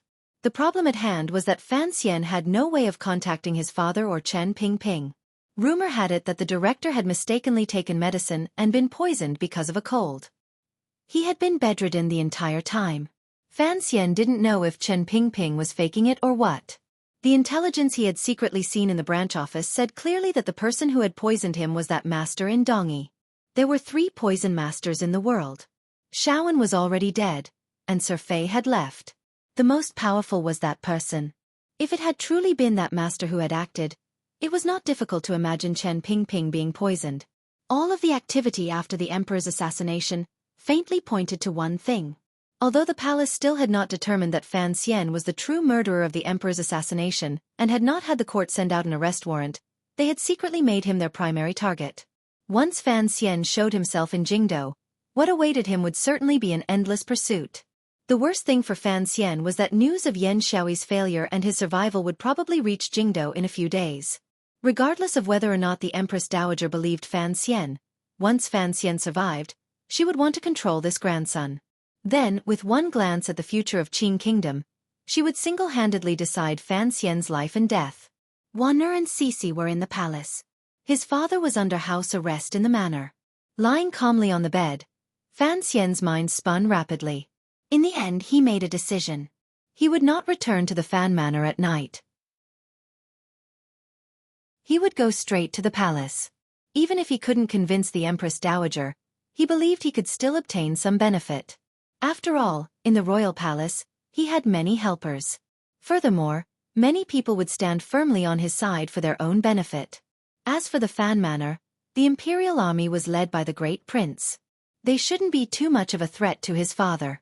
By the time he finished thinking all of this, another day in Jingdo had come to an end. A faint twilight seeped in through the window, filling the inn room with a warm color. Fan Xian abruptly opened his eyes. They were filled with powerful confidence and stubbornness. As long as he could wash away the crime of treason on his body, He had the Overwatch Council in his hands, the great prince's imperial army, the power of his father's manor outside the palace, the help of Xueqi and Lady Ning in the palace, and the little eunuch Hongzhu, who was said to always be by the Empress Dowager's side. As long as the Yi and Qin families' armies were unable to enter the capital, who in Jingdo could be more powerful than him? The edict has already entered the Western Expedition Army camp. The 5,000 soldiers who offered as captives have already broken camp and returned west. In about 10 days, they will begin to fight. In the royal palace, an old general sat on a soft stool and respectfully said to the Empress Dowager, "The king of Nanzhao is still young. He shouldn't be able to cause too much trouble. As for the two directions in the northeast, the Northern Expedition Army has the momentum of a new victory. Governor Yan should be able to suppress Shang Shanhu. The western camp of Yanjing borders the Song Kingdom. It won't take more than 3 days to invade. Dongyi won't dare make any strange movements." The Empress Dowager slowly nodded her head. The news of the emperor's death had already spread throughout Jingdo. They had just barely suppressed it. However, this news would eventually spread throughout the world. No one knew whether or not the powers in the world would take advantage of the death of the leader of the Pride and the absence of a new Lion King to greedily seek some benefits. Thus, at the beginning of handling the affairs of the country, the first thing the Qing officials and people had to do was to use powerful military power to intimidate those people's ambitions. Not enough. The Empress Dowager glanced coldly at the old general and said, "Pass on my orders. Order the Bureau of Military Affairs to draw up a battle plan. Within half a month, the 3 armies must attack outward. The limit is 100 li. We don't want any more land. If we lose 1 li, have Yi Zhong, Yan Xiaoi, and Wang Zhikuan cut off their own heads." The Empress Dowager is wise. The old Qin master sighed. As the most important official in the military, he understood why the Qing kingdom was instead sending out troops on a large scale. However, he still said with doubt, "However, to suddenly send out troops, I'm afraid the provisions won't be able to keep up."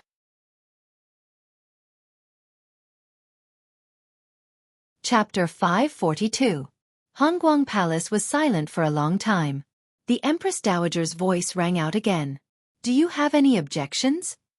The old Qin master lowered his head and respectfully reported, "I dare not. I am just following the rules. I pray that the Empress Dowager's phoenix heart will dictate."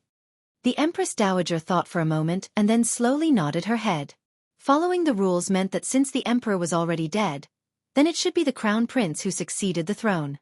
The Empress Dowager thought of the conversations she had with the crown prince these 2 days. Her satisfaction with this grandson grew deeper and deeper. She felt that the child was much more clear-headed than his mother. The Empress Dowager was the Empress aunt. No matter from which angle, the crown prince succeeding the throne would be her first choice. Now that she had also received the secret declaration of an important military official, there was no reason to change all of this. What about the Fan Manor? The Empress should not have forgotten that Yi woman from before. After another deathly silence, the Empress Dowager said, "You can leave first." "Yes." Old General Qin bowed and retreated from Hongguang Palace.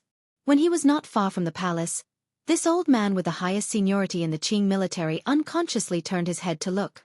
He felt that he could faintly hear someone crying inside the palace. The old man's heart suddenly twitched. He thought of the wisp of emperor spirit on the distant Dong Mountain. An unprecedented sense of fear and fear surged through his heart. His back began to break out in a cold sweat. He increased his pace out of the palace. After the first 2 days and nights, the concubines who had been invited into the palace by the Empress Dowager had returned to their respective palaces, except for Lady Ning, Xueqi, and Lady Xu. The reason was simple. These 3 concubines had all given birth to princes. At such an unusual time, if the crown prince was to safely ascend to the throne, the Empress Dowager had to hold these 3 women in her hands. As for the eldest princess, she had returned to Guangxin Palace, which she had not visited for a long time. The Empress Dowager sat alone on the couch. A few old nannies quietly served her from behind, not daring to make a single sound. The dim yellow light shone on the side of the Empress Dowager's face, clearly revealing countless wrinkles. It made the most powerful person in the Qing kingdom appear hopelessly senile. Could I have made the wrong choice? The question in the bottom of the Empress Dowager's heart was like a venomous snake that kept devouring her confidence. Suddenly hearing the news of their son's death in their old age was an extremely difficult blow for any old person to bear. However, the Qing Empress Dowager valiantly suppressed her sorrow and began to seek the most reliable and safe path for the future of the Qing kingdom. If he's still alive, he'll definitely blame me. The Empress Dowager slowly closed her eyes and thought of the emperor who had already left this world. Her heart was filled with sorrow. On this trip to Dong Mountain to worship heaven, the emperor's goal was to depose the crown prince. However, the emperor had just left heaven. As his mother, she had to help the crown prince ascend the throne again. The emperor's soul would certainly be very angry. For the sake of the Qing kingdom and the survival of the land her son had conquered, it seemed that the Empress Dowager had no other choice. Even the terrifying conjecture in her heart would not affect her choice. The Empress Dowager abruptly opened her eyes. It was as if she wanted to find her son's soul in this palace. She looked calmly at the night palace. Her lips parted slightly. In a suppressed voice that only she could hear, she said, "I don't care who harmed you or whether or not it was the person I chose who harmed you. You are already dead. Do you understand? You are already dead. Nothing is important." The Empress Dowager was not a stupid old woman from a village. The so-called evidence that had entered the capital in the past few days did not make her completely believe that her grandson outside the palace, whom she was not very close to, was the mastermind behind the assassination of the emperor. She even faintly suspected the role her daughter and her other grandsons played in the emperor's assassination. No matter how one looked at it, the emperor's death allowed these people to obtain the most beautiful result. But suspicion was useless. Believing was only a subjective choice. The Empress Dowager knew that if she wanted to be at ease in the years before her death, she had to force herself to believe that Fan Xian was the true murderer and that the crown prince would certainly become a wise ruler. "Empress Dowager, the eldest princess has arrived," an old nanny reported in a low voice. The Empress Dowager waved her hand weakly. The eldest princess, Li Yunrui, dressed in white, slowly walked into the main hall of Hongguang Palace. She bowed to the Empress Dowager timidly. The Empress Dowager was silent for a moment and then waved her hand again. The nannies and serving girls serving in the palace quickly retreated from the main hall, leaving the spacious and cold hall to the mother and daughter. The Empress Dowager looked at the trace of tears at the corner of her daughter's eyes and was slightly absent-minded. A moment later she said, "I heard you have been washing your face with tears these days. Why hurt yourself like this? He is already gone. There is no point in us crying here." The eldest princess smiled peacefully and said in a gentle tone that she had never shown in front of the Empress Dowager, "Mother is right." She then sat down beside the Empress Dowager like a 12 or 13-year-old girl and gently snuggled up against her. The Empress Dowager was silent for a moment and then said, "Your brother is an unreliable person. Since the emperor is already gone, when you have time, come and talk to me." "Yes, Mother." The Empress Dowager looked at her daughter out of the corner of her eye. Suddenly she furrowed her brows and said, "Try to convince me about Nji." The eldest princess was slightly startled. It was as if she hadn't expected her mother to ask so directly. After a moment of silence she said, "I don't understand what you mean." The Empress Dowager's gaze gradually grew cold and then quickly calmed down. In an even voice she said, "I just need something to convince myself." The eldest princess lowered her head. A moment later she said, "Fan Xian has a reason to do this." "Why?" "Because his mother is Yi Qingmei." The eldest princess raised her face and looked at her mother with a faint bleakness. "Furthermore, he has never considered himself to be surnamed Li." The Empress Dowager did not get angry. Calmly she said, "Continue. He colluded with Northern Qi in Jiangnan. As for the specifics, we will naturally find out in the future," the eldest princess said calmly. The eldest princess calmly said, "Additionally, Fan Xian and Dong Yi are also somewhat unclear. Recently, the young 9th-level ace at his side should be Siga Jian's last disciple." "You mean 13th Wang," the Empress Dowager said. The corners of the eldest princess's brows furrowed slightly. It was as if she hadn't expected her mother to know so much about these things.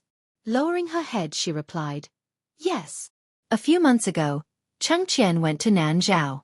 Along the way, he was looked after by 13th Wang." The Empress Dowager's gaze calmed. "If he is Fan Xian's person, then I think Nji is not bad." The Empress Dowager continued slowly, "The Crown Prince has already told me about 13th Wang.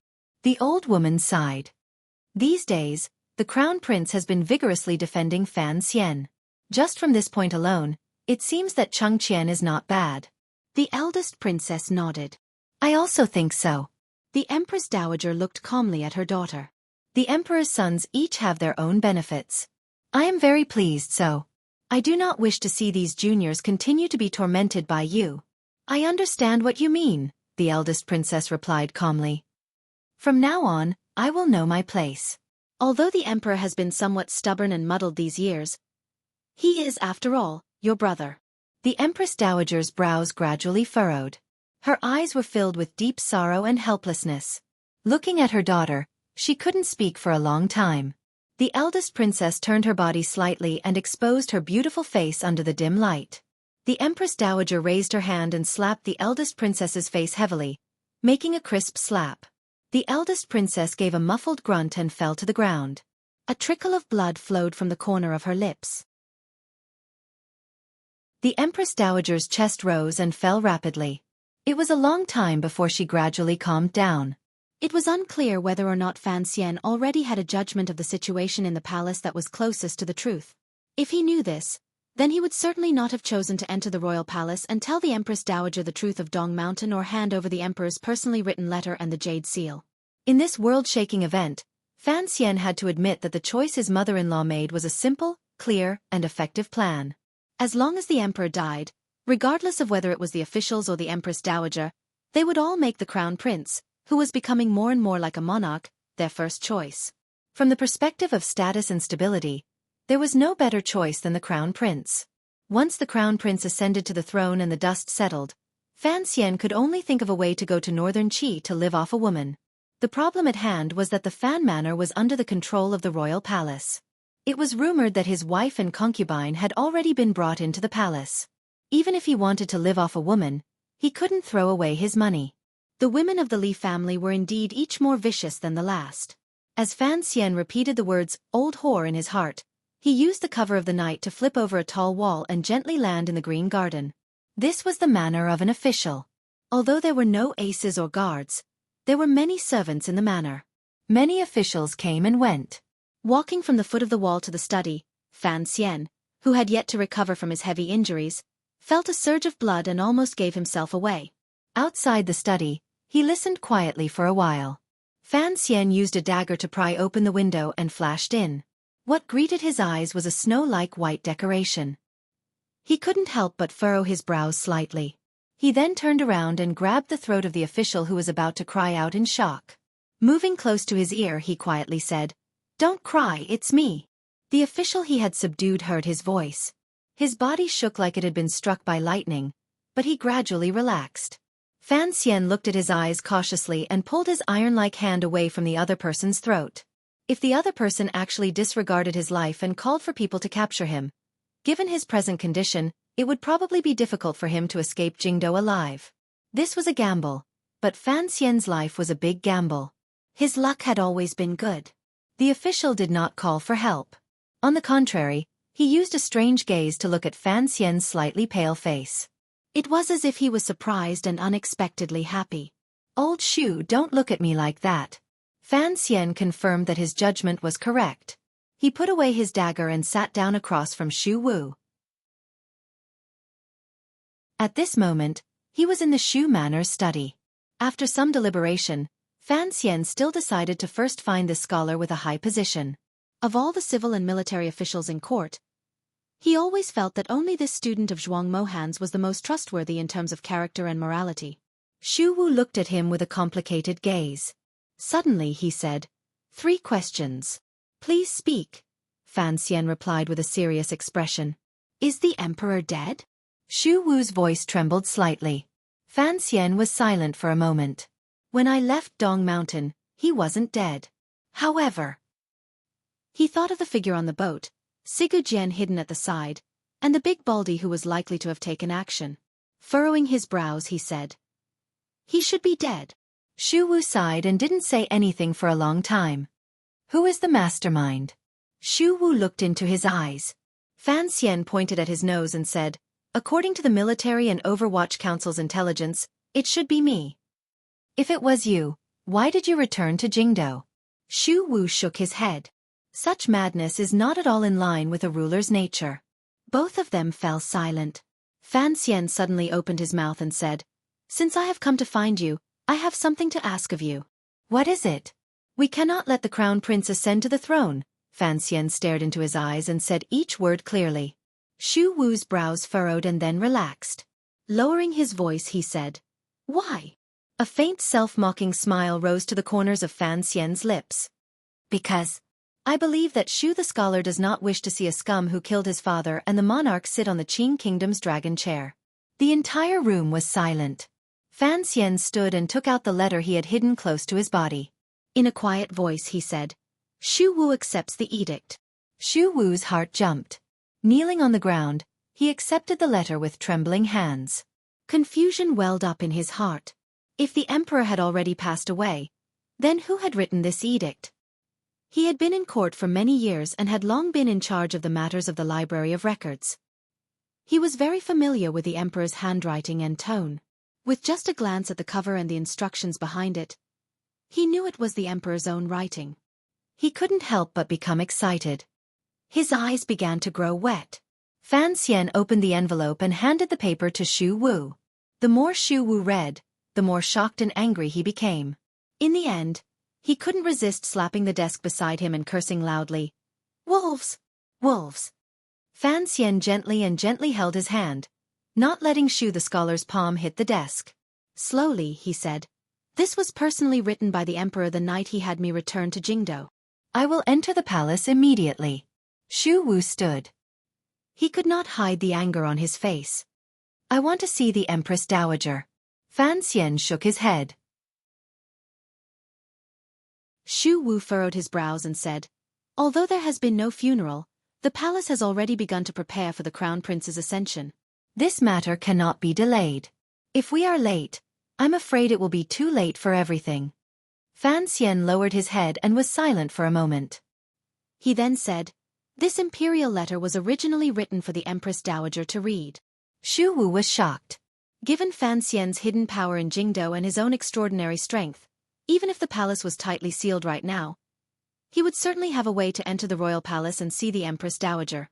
With this letter and the royal seal he had seen earlier, the Empress Dowager would certainly believe Fan Xian's words. "Ah!" Xu Wu's expression immediately changed. He stared at Fan Xian in a daze. "Impossible. There has never been anything impossible in this world." Fan Xian's eyes seemed to have a wisp of fire jumping about. "You are a civil official, while I pretend to be a member of the royal family. As for the thoughts of the nobles in the palace, I want to see more clearly. If it were not for my fear of the Empress Dowager, why would I take the risk to come here tonight?" After a moment of silence he said, "The Li dynasty itself is something with life.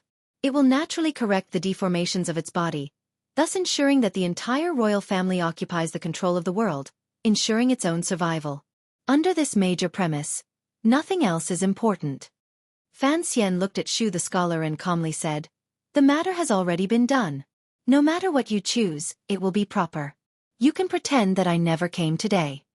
Xu Wu also sank into a long silence. In an instant, this Qing official's entire body seemed to age. After a long time, he said in a raspy voice, "Since Sir Fan Jr. has come, and I know, I cannot pretend you didn't come." Fan Xian's expression changed slightly. "I am just curious. Although Minister Fan is currently under house arrest in the manor, you still have many friends in court. Why did you choose me and not others, such as Director Chen or the Great Prince?" Xu Wu's eyes gave off a comforting light as he asked with a slight smile. Fan Xian also smiled and said, "Martial power is always the last method to resolve matters.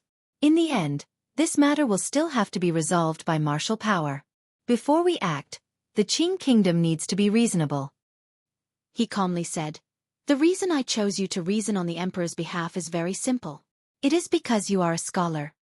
Fan Xian finally said, "I am not a simple scholar, but I know what a true scholar should be like. For example, your teacher, Sir Zhuang Mohan. A scholar has a bone. I want to borrow your bone."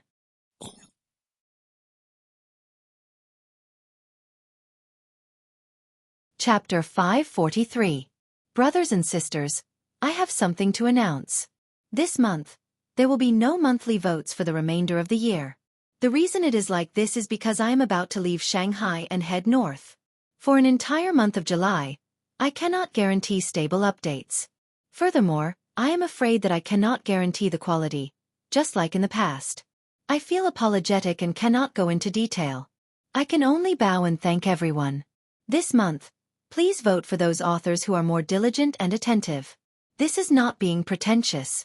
It is truly the self-blame of sitting in front of a computer in a daze for 2 hours and not being able to write a single word. The entire city was plain white. It was as if a bone-chilling snow had fallen in September. Snowflakes fluttered and fell all around the royal palace, in various streets, alleys, and private residences. It was not true snow. It was just white cloth, white paper, white lights, white hanging, and white lanterns. The vast expanse of white was very clean. The clean people suppressed their sorrow and crying in their lungs, terrified that they would disturb the saddest day in the Qing kingdom in 20 years. In the end, the news of the emperor's death could not be hidden forever, particularly as the rumors grew stronger and stronger. The Empress Dowager made a prompt decision. She waited for the troops sent to Dong Mountain to bring back the emperor's body, and for the various investigations to continue before she sent out this world-shaking obituary. The people of Jingdo were already mentally prepared. Once they received the court's confirmation and saw the large white lanterns hanging from the corners of the royal palace, they still received a great shock. People were often like this. Only after a person died would they think of the good things about him. Regardless of what kind of person the Qing emperor was, at least during the 20-odd years he ruled the Qing kingdom, the lives of the Qing people were the happiest they had ever been. Thus, Jingdo was filled with a night of sorrow. The emperor had died of illness on the summit of Dong Mountain. This was the truth that the Qing nobles wanted to tell the people of the Qing kingdom. As for what the true truth was, perhaps it would have to wait a few years before it would gradually be revealed. Like a flood, it would rush into the hearts of the Qing people. Those nobles would once again use the Qing people's grief to seek further benefits. It was not yet the day the entire country would mourn, but Jingdo had already become a white world. However, the minister of the Board of Rites and the official of the Honglu Temple should have died along with the emperor on the distant summit of Dong Mountain. Thus, when all of this was carried out, it always appeared a bit unsmooth. It was like a sobbing elegy with a forced pause in the middle. It was precisely because of these misfortunes that the important figures in the inner palace fell into a state of fear and uneasiness in addition to sorrow. Although the emperor had not done anything overly shocking these years and appeared rather mediocre and quiet, the person who died was, after all, the Qing emperor. He was the core of the Qing kingdom's spirit. After everyone had gotten used to the sorrow, they began to feel that it was absurd. How could the incomparably talented emperor of the past, the emperor who had the great ambition to unify the world, pass away so quietly? It was not that they could not accept the emperor's departure, but that no one seemed to be able to accept this manner of departure. This kind of quiet way of leaving was too strange. The ruler had quietly passed away. What would await the Qing kingdom? Was it a collapse after the turmoil? Was it a rebirth in flames after a stable inheritance? Seeking stability out of fear, people's thoughts settled. Everyone turned their gazes toward the dragon chair in Taiji Palace. They desperately hoped that a prince would quickly put his butt on that chair and stabilize the Qing kingdom's politics. The crown prince was the first choice. Regardless of whether it was in terms of status, relationship with the Empress Dowager, or the perception of the officials, it was reasonable to say that the crown prince should inherit the throne. However, everyone knew that the emperor's main goal in coming to Dong Mountain to worship heaven was to depose the crown prince. Some people thought of something and understood something, but they didn't say anything. The officials who had entered the palace to cry for the soul looked at the crown prince, who was crying bitterly as he held the coffin. An incomparable coldness and respect grew in their hearts. It was as if they were seeing a young emperor being reborn beside the coffin, crying bitterly. The truth of the Dong Mountain matter was circulating among the officials. It seemed to have something to do with Sir Fan Jr. Some people believed it while others didn't, but Fan Xian had disappeared. Perhaps he had died on Dong Mountain. Perhaps he had fled to escape punishment, leaving behind his father, wife, and child in their wombs to run to a distant foreign country.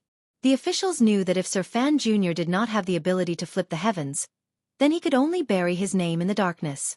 The general situation was already set. The Empress Dowager sat in the doorway of Hongguang Palace and listened to the waves of crying coming from behind. Her brows furrowed imperceptibly. A glimmer of sorrow flashed through her eyes. She knew that now was not the time for her to be unbridled and sorrowful. She had to hand the entire Qing kingdom to the next generation before she could truly rest. Outside the door was the old custom of the place where the Li royal family had first made their fortune. There was a brass basin with some paper money used by the common people burning in it. The yellow paper money gradually burned to ash like a sign of the impermanence of life. No matter how glorious one's life was, in the end, it would just turn into a puff of smoke and a pile of ash. The entire palace was busy in an oppressive and tense atmosphere. The inner palace walls were not high. One could faintly see the tips of the white banners the internal court had bought hurriedly running along the walls toward the front of the palace. Inside Taiji Palace, something that would decide the future direction of the Qing kingdom was going to happen. Everyone's gaze stopped there. Compared to it, Hongguang Palace was rather cold and cheerless. The Empress Dowager pulled back her muddy gaze from the tips of the white banners. In a slightly raspy voice she said, "The court cannot fall into chaos, so it is fine for the palace to fall into chaos today." She then turned her head to glance at the old official beside her and said in a gentle voice, "You are a senior official and deeply trusted by the emperor. At this juncture you should think for the court." Xu Wu's body was half bent. His old and peaceful eyes looked at the gradually extinguishing flames in the yellow basin. In a suppressed voice he said, "I understand. However, the emperor's posthumous edict is here. I dare not disobey." A leaping flame flashed through the Empress Dowager's eyes. A moment later, it was immediately extinguished. Gently stretching out her hand, she threw the unopened letter in her hand into the copper basin.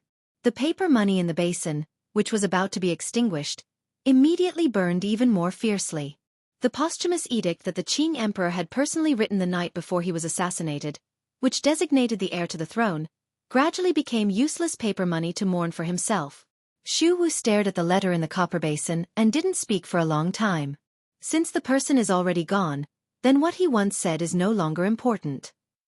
The Empress Dowager suddenly began to cough with great difficulty. It was a long time before she calmed her breathing. Looking at Xu Wu, she used a sincere gaze and a warm tone that should not have been there.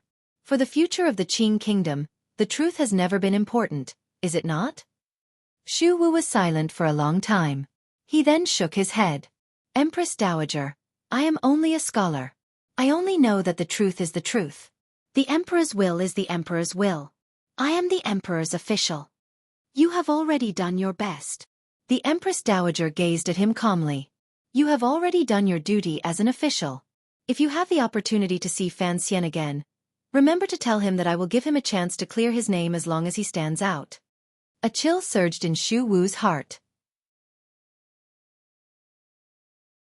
He knew that if Sir Fan Jr. had actually entered the palace to see the Empress Dowager last night, he would probably already be a prisoner, and officially the true culprit behind the emperor's assassination. He would become the cannon salute before the crown prince's ascension. He bowed to the ground and respectfully said, "I am going to Taiji Palace." The Empress Dowager smiled slightly and shook her head. "Go. You must know that everything is predestined. Since it cannot be changed, any attempt to change will only make things worse, so why change?" Xu Wu was an old official of the Qing kingdom. He had a respected position in the hearts of the people. His students and old friends were all over the court. However, he had a stubborn personality. Today, it was the crown prince's ascension ceremony. Disregarding his life and death, he forcefully requested to see the Empress Dowager in an attempt to change the matter. Only this old official had the right to do such a thing. If it had been any other official, they would probably have long become a wisp of wronged spirit under the palace walls. The Qing emperor had just died, and the crown prince had ascended to the throne. At this juncture, the Empress Dowager prioritized stability and would not force this old official too much. However, Xu Wu could not change anything. If he was smart, he would quietly wait for the crown prince to ascend to the throne and then immediately beg for his bones and return to his homeland. Xu Wu walked alone and lonely to the door of Taiji Palace. He could not hear the greeting of the plain-clothed official beside him. He also did not hear Eunuch Ho announce the crown prince's edict and invite the scholar into the palace. He only stood in a daze at the palace door and looked at the messy sacrificial procession in the square in front of the palace.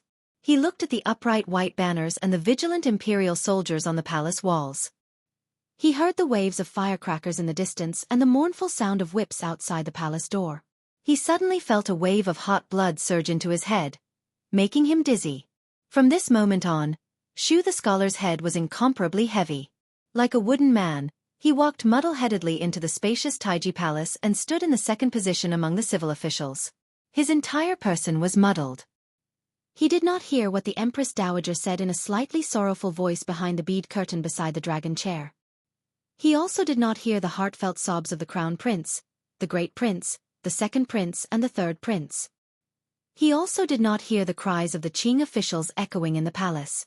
Occasionally, a few words burrowed into his ears, such as fan xian, rebellion, wanted, confiscation of property. Xu the scholar muddle-headedly knelt to the ground with the officials. He then muddle-headedly stood to the side and stood quietly. In front of him, Hu the scholar glanced at him with concern. He used his gaze to send out a warning and wariness, but he hid the coldness in his heart well. All of the officials hid it well. There was only sorrow and no change in expression. Xu Wu furrowed his brows. He could not hear any sound.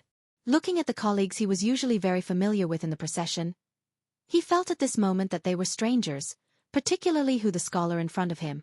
The two of them were very close. Although they had not had time to say anything since last night, he had hinted to Hu the scholar outside the palace today. Why was Hu the scholar so calm? Xu Wu's brows furrowed deeper and deeper. Suddenly, his body trembled.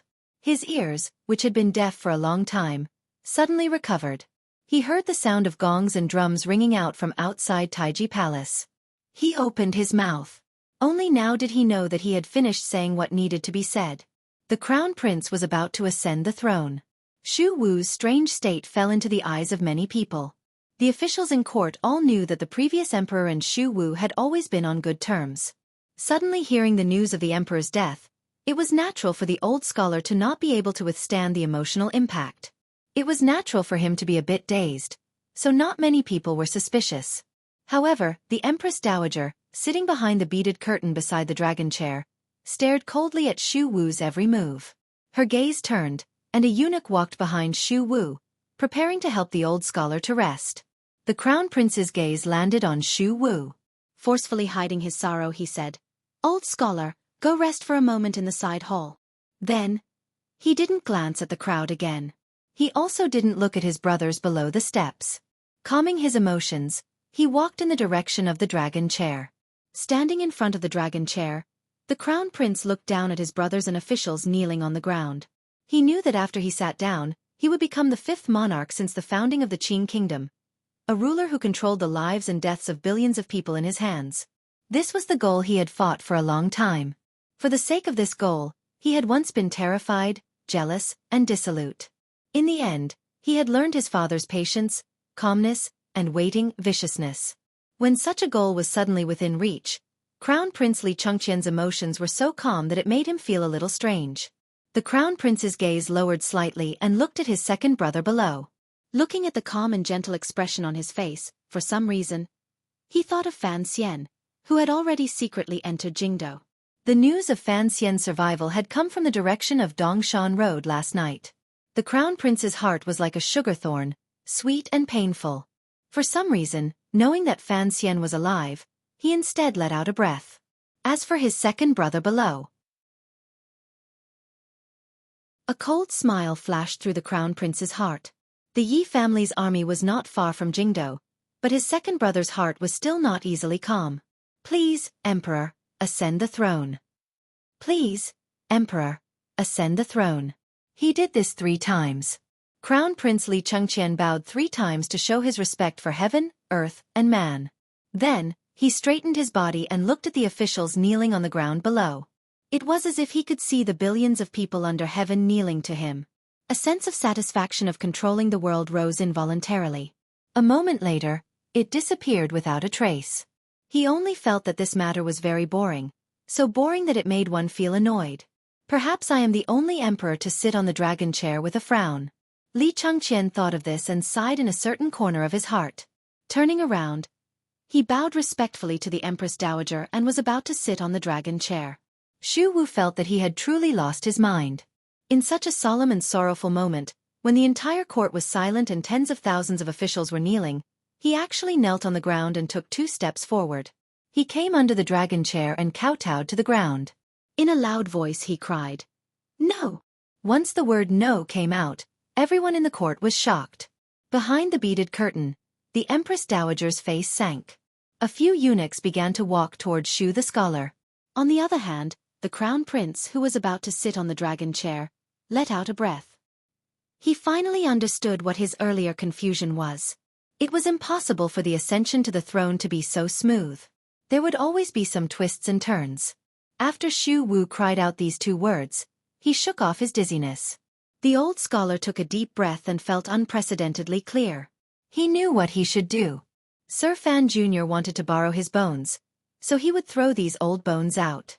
This could be considered as repaying the emperor's many years of kindness in recognizing and using him, as well as the trust the Qing people placed in the officials. Xu Wu didn't even glance at the eunuchs supporting him. Straightening his body, he looked at the Empress Dowager behind the beaded curtain and the crown prince in front of the dragon chair. Using all the strength in his body, he staked a lifetime of honor and disgrace, and he staked the life and death of his entire clan. He cried out sorrowfully. Before the emperor died, he left behind a posthumous edict. The crown prince is not allowed to inherit the throne.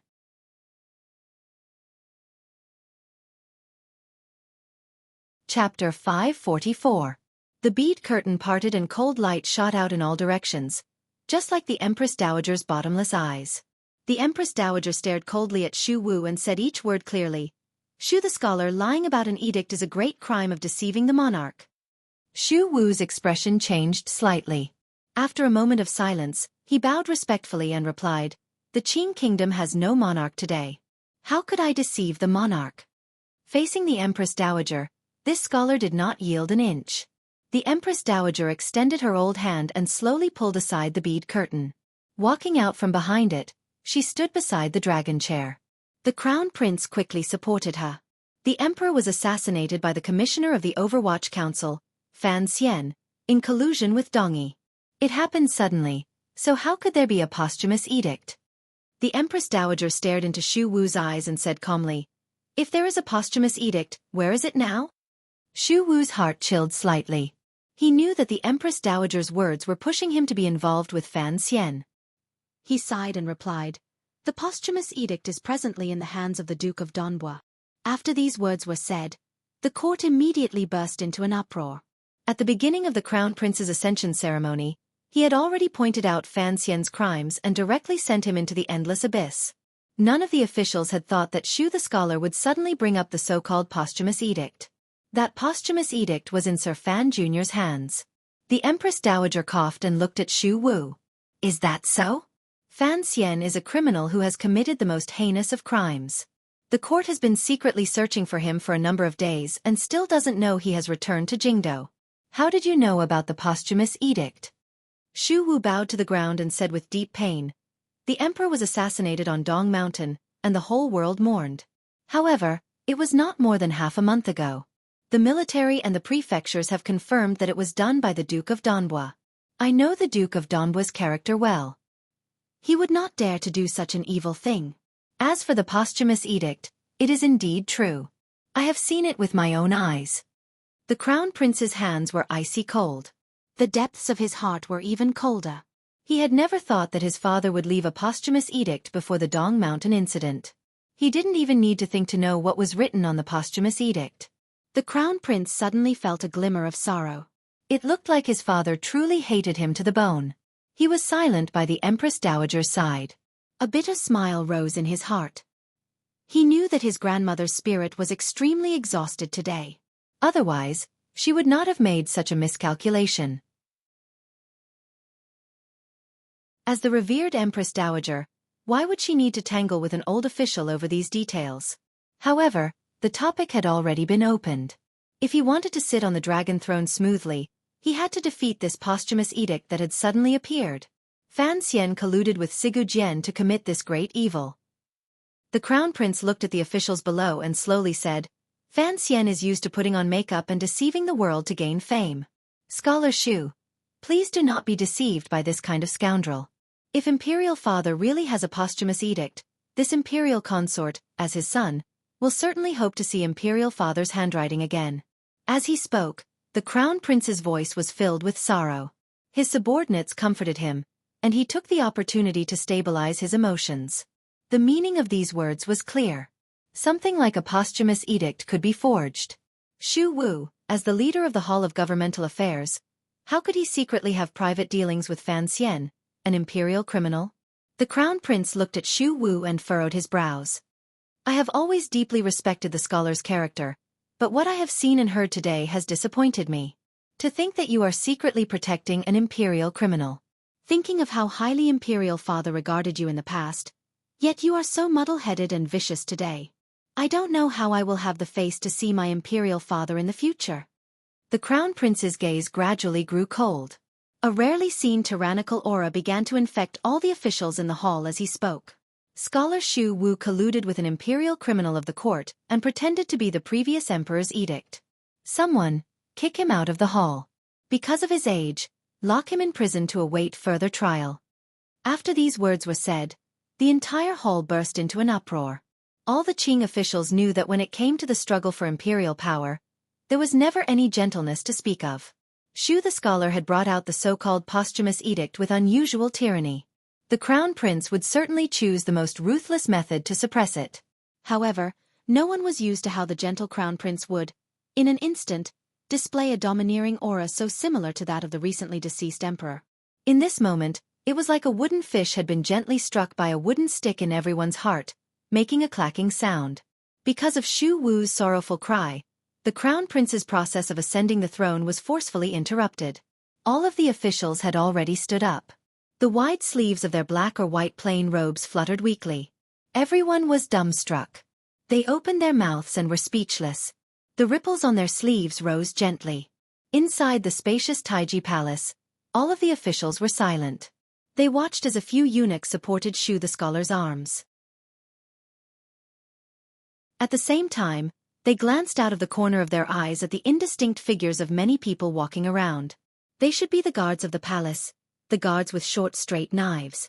All of the officials knew that if they didn't handle this well, it would probably be a bloodbath in the hall. Xu Wu laughed bitterly and didn't struggle at all. He allowed the eunuch beside him to bind his arms. He had already done what he needed to do. If the officials in the hall were afraid of the Empress Dowager's might, the crown prince's position, and the eldest princess's power and remained silent, then what could he do even if he took out the posthumous edict? If the Empress Dowager said the posthumous edict was fake, who dared to say it was real? He shook his head and glanced at the Empress Dowager with his old eyes. He looked at her quietly and sighed in his heart.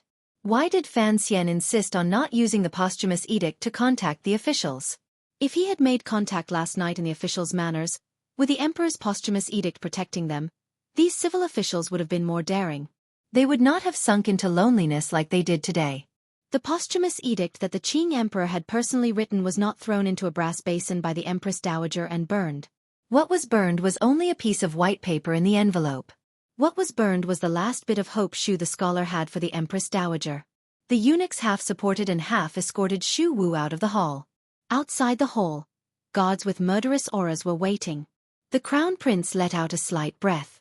In the end, these stubborn civil officials still submitted to the might of the royal family, and did not dare to be too impudent. The Empress Dowager's heart also calmed slightly. She hoped to quickly drag Xu Wu, the old man who did not understand the times, away and let the crown prince's ascension ceremony end. Xu Wu was dragged away wretchedly.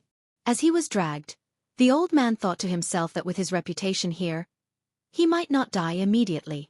However, once the crown prince truly sat firmly on the throne, would he be greeted with a cup of poisoned wine or a piece of white silk? At this moment, many people heard a faint sigh. The sigh came from the day the civil officials stood at the head of the Hall of Governmental Affairs, the originator of the Qing Kingdom's new literature movement, and the scholar who had a high reputation in court. The scholar looked at Xu Wu and shook his head with a pained smile. He then stepped out, knelt down, kowtowed, raised his head, and opened his mouth. I asked the crown prince to take back the edict. The officials were in an uproar. The Empress Dowager's expression changed slightly.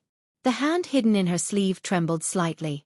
She had not expected that the scholar would stand out at this time. No matter how good his personal relationship with Xueqi was, on this sacred moment when the country was passing on its throne, who the scholar lowered his head. The 3-inch beard on his chin was incomparably calm. Since the emperor has a posthumous edict, I dare ask the Empress Dowager to announce the emperor's edict in the palace.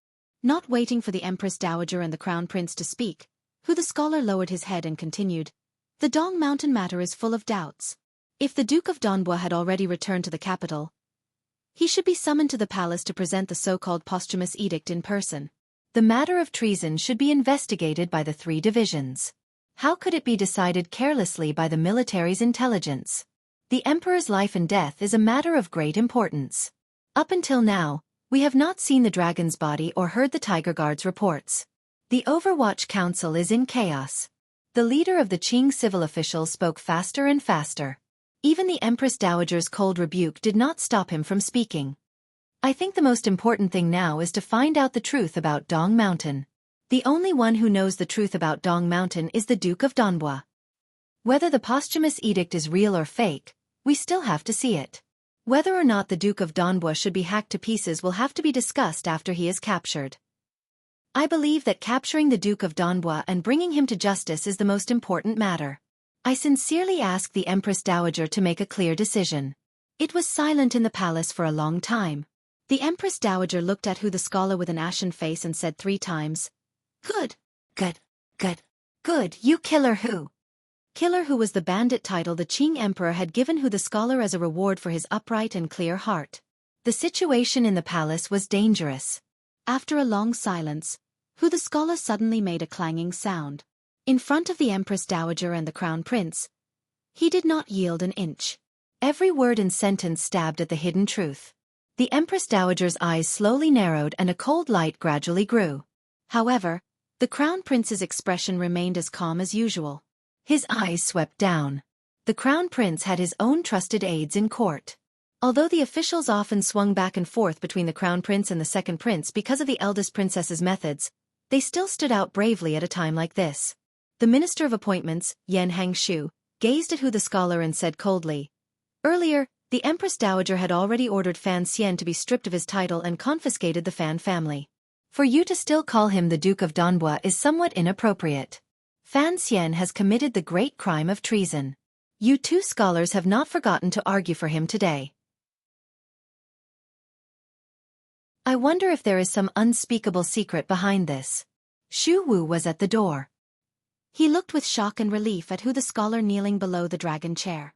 Who the scholar didn't even glance at the minister and said with disdain, "I am an official of the Qing kingdom and the emperor's official. I am the head scholar of the Hall of Governmental Affairs. I handle national affairs by imperial edict. If the emperor has a posthumous edict, I will read it. What cannot be revealed?" The 3 princes in the row below the dragon chair each had complicated emotions. The second prince was mocking his grandmother and the Crown Prince in his heart. He thought, "You have to walk the open and honorable path when it concerns the chair. No wonder you have caused so much trouble."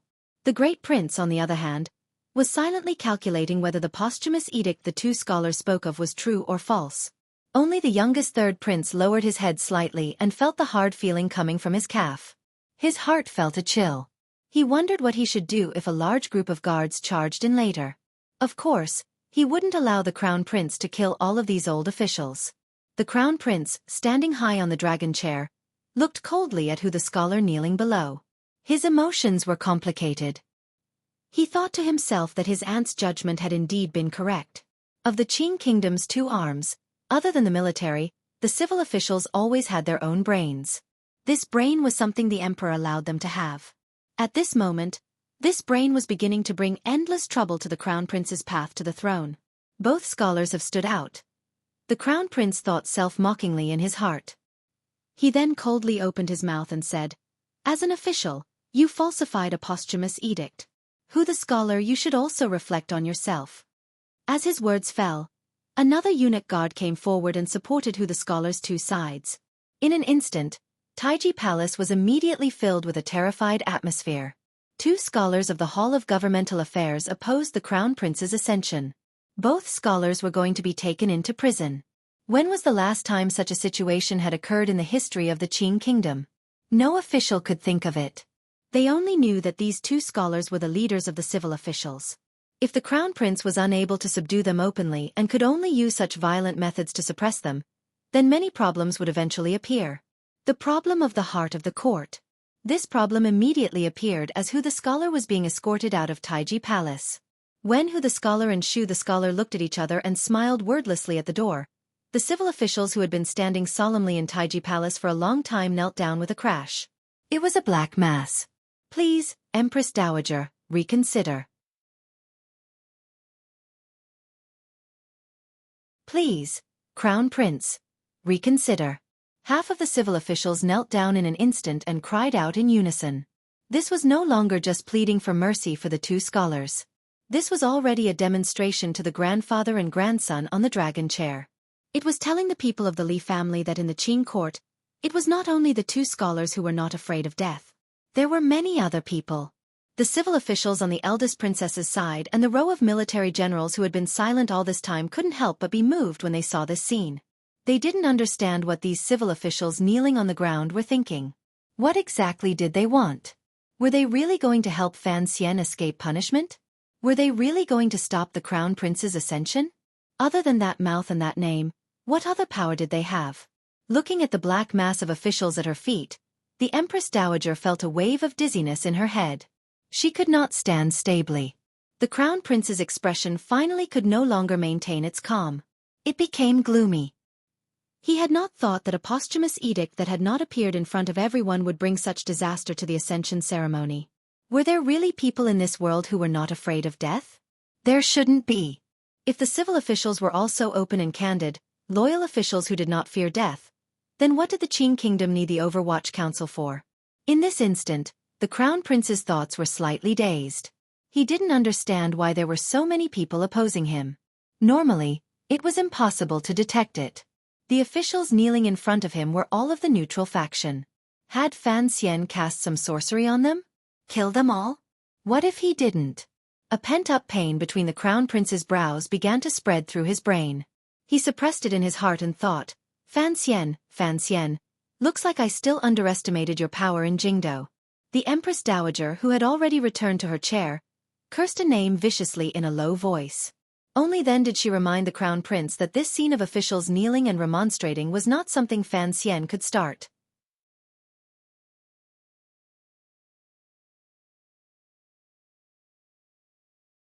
Chapter 545. A posthumous edict had thrown the court into chaos. The officials gritted their teeth and resisted. It was as if everyone had personally seen this posthumous edict. Through Shu the scholar's words, everyone knew that the posthumous edict, which could at least topple the crown prince in name, was still in the hands of the Duke of Donbua, Fan Xian. Then, where was Sir Fan Jr.? For now, putting aside the heroic scene of swords drawn and crossbows drawn in Taiji Palace and blood splattered everywhere, the powers that wholeheartedly wanted to help the crown prince ascend to the throne, including the eldest princess, who seemed to be doing nothing behind the scenes but was actually the root of the chaos in the palace, were all sniffing around Jingdo and trying to find where Fan Xian was hiding. Capturing Fan Xian, killing Fan Xian, nailing Fan Xian, and destroying the posthumous edict. Then, no matter how chaotic the court became, it would not be too chaotic. The scholars Shu and Hu had lost their last support. No matter how strong they would not be able to mobilize the civil officials to fight against the royal power. Taiji Palace had just officially announced that Fan Xian was the main culprit of regicide and a great crime. The powers outside the palace had been hunting and assassinating Fan Xian for many days. Jingdo was too big. The resources in the eldest princess' hands could even faintly control Jingdo. Yet, she was unable to find a trace of Fan Xian among tens of thousands of people. The eldest princess had no way of stopping Fan Xian from secretly meeting with Xu Wu the night before the crown prince's ascension and doing so many things in secret. No one knew exactly where Fan Xian was hiding. In a remote alley far from the center of Jingdo's royal power and not close to the most luxurious and wealthy residences in Jingdo, it appeared particularly quiet. The sorrowful and terrified Jingdo people on the street were unable to enter this alley. There were only a few green trees swaying freely in the early autumn weather. The alley was called Yangtsong Alley. It was a very unremarkable name. At the end of the alley was a small courtyard. The courtyard had been bought by someone 2 years ago. Half a year ago, a woman moved in with a few servants. No one knew what the woman's identity was to be able to buy such a quiet and secluded courtyard. However, during this half a year, there had never been a visitor. There was a battle to the death going on in the royal palace. The main culprit of this matter was sitting leisurely under the shade of a tree in the courtyard. As he drank hot tea, he lowered his head and thought about something. Fan Xian wore a green cloth robe. His face had been slightly altered. Although it did not decrease his handsome aura, it made him appear more reliable. Gently twirling the slightly hot cup with his fingers, he suddenly frowned and said to the beautiful woman beside him with deep eye sockets, "Other than Prince Huqing, who else knows about this courtyard of yours?" The beauty pursed her lips and shook her head. Her big eyes were filled with curiosity and excitement. Fan. The beauty shook her. She had and had not. Yes, this little courtyard was the secret place that Fan Xian had secretly purchased and gifted to the great prince before the new year as a golden house to raise pampered children. The beauty, whose appearance and expression were very different from the dignified women in Qing Kingdom, was the princess of a tribe in Xi who had followed the Western Expedition Army back to the capital, Ma Suasua, who had troubled Fan Xian for a year in Jiangnan. Other than Deng Fan, as he is Deng, no. Bang. No as no. Fan. No. And after this courtyard was given to the first prince, with the first prince's cowardly personality, it was even more impossible for him to spread it around. Thus, after Fan Xian contacted the officials last night, he did not return to the inn. Instead, he chose to come to this small courtyard. He was not worried at all that the eldest princess would guess. There were people watching all around the Fan Manor and the Overwatch Council. The Yan Manor and Wang Qinyan's family were probably all watched by aces from the internal court. Fan Xian didn't want to take any risks. Only this little courtyard in Yangcong Alley could guarantee his safety. At the same time, it was convenient for him to communicate with that important person. Hearing Ma Suasua's curious reply, Fan Xian's brows furrowed slightly. He stood up from the chair and looked calmly at the back door on the left side of the alley. This was because he heard someone walking towards the courtyard, and it was obvious that the person was not the first prince he was waiting for. With several clangs and creaks, the wooden door of the nameless courtyard was unlocked from the outside and pushed open. Ma Suasua looked at this scene in shock and couldn't help but cover her mouth. The servants in this courtyard had all been bought by the young master of the Fan family. No outsider had ever come to this courtyard. Who was this person? She turned her head to look at Fan Xian and called out in a low voice, "Young master, run!" Fan Xian did not run. He only looked at the woman walking in from the back door and smiled. The emotions in his smile were complicated. He then bowed to the ground and said, "Greetings to Wang Fei." The person who had come was not Prince Huqing. It was Prince Huqing's consort, the great princess of northern Qi. The great princess's expression was calm. There was a smile in her eyes and brows as she looked at Fan Xian silently. A moment later she slowly bowed and said, "Greetings, little duke." Fan Xian raised his hands in surrender and shook his head with a bitter smile. He thought to himself that he had been waiting for the eldest in the courtyard, but this person had come. From this, it could be seen how much the great prince feared his wife. He had even reported his little golden room to the great princess. "Suasua, you go in first." Fan Xian waved his hand. He knew Wang Fei did not want to see this beauty of Shihu, so he indicated for Ma Suasua to temporarily hide in the inner room. Wang Fei had come alone. Although she had not purposely disguised herself, it was clear that she had been arranged. Fan Xian looked at her calmly and extended his hand to invite her to sit. After a moment of silence he said, "Wang Fei is very daring. You know that the palace is certainly watching Prince Huqing's manor, yet you still dare to come alone and meet with me." After contacting the civil officials last night, the person Fan Xian wanted to contact the most was the great prince, who controlled the imperial army. However, rumor had it that Lady Ning was already being held in Hongguang Palace. There were also many spies from the internal court and the Jingdo garrison outside Prince Huqing's manor. Thus, Fan Xian had found a clever way to leave a message in the manor, hoping the great prince would think of a way to contact him. He had not thought that the person who had come today would be Wang Fei. Sir Fan Jr. is the one with the courage forged from the heavens. Wang Fei smiled slightly in response to his words. You know that the various powers in Jingdo are urgently searching for you. You know that the crown prince is ascending to the throne today, Yet you are able to sit peacefully in a small courtyard and quietly watch the situation develop. I really don't know if you have a card up your sleeve or if you are at your wit's end. It is not true that I have a card up my sleeve. It is also false that I am at my wit's end. Fan Xian gazed at Wang Fei's gentle face and quietly said, "If I didn't have an idea, why would I disturb Wang Fei?" Wang Fei replied in an even voice, "Presently, the situation in Jingdo is dangerous. His Highness is responsible for guarding the Imperial Army and cannot return to his manor. If Sir Fan Jr. wants to meet with him, I'm afraid it will be difficult. However, I don't know what difficulties Sir Fan Jr. has for me to take the liberty to come see you. I hope Sir Fan Jr. won't take offense." Fan Xian sank into silence. A moment later, he suddenly opened his mouth and said, "Great Princess, I am a regicide and a rebel. Since you dare to come see me and ask me what difficulties I have, then you understand what I mean." Wang Fei's gaze was slightly chaotic.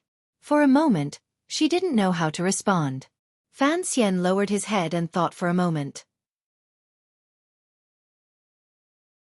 He moved half a foot closer to Wang Fei's side and quietly said, "Does Wang Fei still remember what you and I said inside and outside the carriage when we traveled south from northern Qi?" Wang Fei smiled slightly. "Naturally, I won't forget the promise. However, that was then and this is now. The situation in Jingdo is too dangerous. His Highness is relying entirely on the Imperial Army in his hands to hold on bitterly. If you truly want to do something big, I'm afraid the prince's strength will not be enough. As a woman, I am even more unable to agree." "Holding on bitterly?" Fan Xian laughed quietly. "Are you talking about the matter of changing people in the Jingdo garrison yesterday?" Wang Fei fell silent. Fan Xian sighed. Changing people in the Jingdo garrison could be considered to have hit his vital spot and the great prince's weak spot. At first, the Jingdo garrison had always been under the control of the Yi family. Later, it was controlled by the second-generation leader of the Qin family, Qin Heng, for 2 years. Until last year, because of the attack in the valley, the emperor used this as a pretext to purge the power distribution in court. He moved Qin Heng into the Bureau of Military Affairs as a deputy and appointed the deputy commander of the Great Prince's Western Expedition, Xueqi, as the commander of the Jingdo garrison. However, all of this had changed yesterday. After the Empress Dowager stabilized the palace, her first order was to remove Xueqi and have Qin Heng once again become the commander of the Jingdo garrison. Xueqi had been removed for no reason. However, because of the emperor's assassination, the Imperial Army was under great pressure and could not speak at all. Furthermore, this fierce general of the Western Expedition had been in charge of the Jingdo garrison for less than half a year. It was impossible for him to form his own power.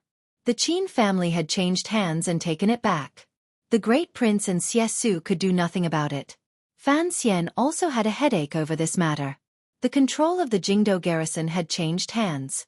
Putting aside the major matter that Su Maokai of the Jiaozhou Navy had suggested to him, it meant that all of the military power on the outskirts of Jingdo was already in the hands of the Qin family. He glanced at Wang Fei and furrowed his brows. The Jingdo garrison is stationed at Yuantai. As long as there are no problems with the 13 city gate guards, the one who can resolve the situation in Jingdo is still the Imperial Army. "I have never forgotten my promise to you, sir," Wang Fei looked at him and quietly said. "However, you have returned from Dong Mountain. You don't know how strict the palace in Jingdo is right now. The king is still able to barely control the Imperial Army because the Empress Dowager has not given an edict." Fan Xian was silent. Wang Fei continued, "Why is the Empress Dowager at ease letting the king control the Imperial Army? Because she knows that the king is a straightforward lover. He will not cause chaos or rebel." Without waiting for Wang Fei to finish, Fan Xian had already smiled. "The current situation is that someone in the palace is rebelling." Wang Fei forced a smile and said, "The problem is, whoever sits in Taiji Palace has the right to decide who is rebelling. If you, Duke of Donbua, were in the palace right now, by the Empress Dowager's side, reading the posthumous edict that has already been publicized today, I can guarantee that the king would be your strongest supporter." "Take out the posthumous edict," Wang Fei suddenly urged. "No matter how you look at it, if the posthumous edict is publicized right now, there is still a fighting chance. Otherwise, we can only continue to be passive." "No, there are still many people who have not moved, such as my mother-in-law," Fan Xian calmly said. With the posthumous edict on me, it can at least maintain peace for a period of time. Once the posthumous edict actually comes out, then the two sides will have no choice but to fight openly. Wang Fei said with slight mockery, even at a time like this, does the Duke still want to maintain a calm and clear mind? Fan Xian smiled self-mockingly and said, I am not a stupid person. The reason why the posthumous edict hasn't been publicized is actually the same as what Wang Fei said earlier about the king's silence. He stared into Wang Fei's eyes and slowly said, Lady Ning is in the palace. Of course the king cannot do anything. Don't forget, my wife and concubines are also in the palace. If we were to fight openly, neither the king nor I would be able to bear such losses.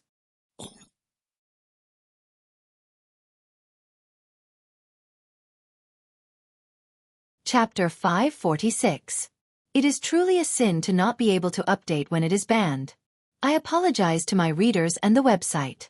I finally found some time today. I started writing at 8 in the morning until now. Not to mention anything else, I am hungry and apologetic, as well as a few days of chaos and panic. I am very grateful for everyone's understanding. I sincerely bow and step off the stage. Hearing these words, Wang Fei immediately didn't say anything more. She and Fan Xian both knew that after the three riders entered the capital, the Empress Dowager's seemingly chaotic and hurried edicts were gradually showing their use. The reason those edicts had placed such great restrictions on the Great Prince was because the Empress Dowager had seen clearly her eldest grandson's true character. He disregarded his birth mother and pursued his own interests. In the Empress Dowager's view, perhaps Fan Xian was such a sinister character, but the Great Prince was definitely not. The Duke of Donbua has only been one night and caused such a ruckus in Jingdo. From this, it can be seen that even if the internal court controls the Fan Manor and keeps an eye on the Overwatch Council, you still have your abilities. Wang Fei furrowed her brows slightly. So, I don't understand. What don't you understand? Without waiting for Wang Fei to finish, Fan Xian shook his head. To resolve this matter, it must be resolved in the palace. No matter how long it rages outside, it won't touch the root. If we want to resolve this matter in the palace, we must need His Highness's help. He looked calmly at Wang Fei's face and said, Of course, His Highness also needs my help. There are some sinister things that he disdains to do or cannot do. In the end, someone needs to do it. Wang Fei smiled and slowly said, You misunderstand what I mean. What I don't understand is why, even now, you still don't know the two pieces of good news that you should know the most. What good news? Fan Xian was slightly surprised. The situation in the palace is much better than you imagine, Wang Fei said with her head slightly lowered. Wang Fei lowered her head slightly and said, It's because the family you care about reacted much faster than you imagined. Fan Xian's pupils constricted slightly. His father, wife, and family were all controlled by the internal court. That was why he had sunk into the darkness after returning from Dong Mountain. Because he didn't dare to take the risk of contacting the council, he could only secretly contact the power his father-in-law had left behind. He only had a general understanding of the situation at home. Hearing Wang Fei's words, he knew that the Empress Dowager's idea hadn't been completely realized. Thinking of this, his heart moved slightly, and he couldn't help but feel some anticipation. Wang Fei said seriously, There were indeed soldiers stationed in the Fan Manor preparing to confiscate the property, but Minister Fan was not in the manor. That day, the three riders entered the capital. After Minister Fan came out of the palace, he did not return to the manor. Instead, he was directly taken to the manor by King Jing. King Jing. Fan Xian was shocked. Are you saying that my father has been staying in the manor for the past few days? Why isn't there any wind outside? Wang Fei said, The Fan Manor has already been sealed. Naturally, there will be no news from inside. After all, Imperial Prince Jing was the Empress Dowager's biological son. Since the emperor had already passed, the old woman had to give her only son some face. Thus right now, the Jingdo government and the internal court are jointly monitoring the outside, but they don't dare to charge into the manor. Fan Xian smiled coldly and said, What don't dare? What face? However, the Empress Dowager thinks she can control everything in Jingdo. Since she hasn't captured me, why would she be in a rush to deal with my family? Once the posthumous edict is destroyed and you are eliminated, the Empress Dowager will dare to act. Fan Xian smiled. Is there any other good news? That Lady Xueqi who is about to give birth, Wang Fei said. A dozen days ago, she went with Princess Chen and the young master of the Lin family to the Fan Manor. Fan Xian furrowed his brows slightly. That day, the Empress Dowager issued an edict summoning your family into the palace. In the end, the eunuch who went to announce the edict came up empty, Wang Fei said calmly. Wang Fei calmly said, because Xueqi is not in the manor at all, and we did not find any trace of her in the Fan Manor. In other words, Lady Xueqi disappeared over a dozen days ago. Wang Fei gazed at Fan Xian with a glimmer of admiration in her eyes. That is why I don't understand. Sir, you made such appropriate arrangements beforehand. What exactly are you worried about right now? Fan Xian's expression did not change, but his heart sank into shock. Xueqi went to the Fan Manor and then disappeared. Who arranged this? Was it his father? Could it be that father already knew that His Majesty had been assassinated more than 10 days ago? So he deduced what would happen next and made the appropriate arrangements? It wasn't me.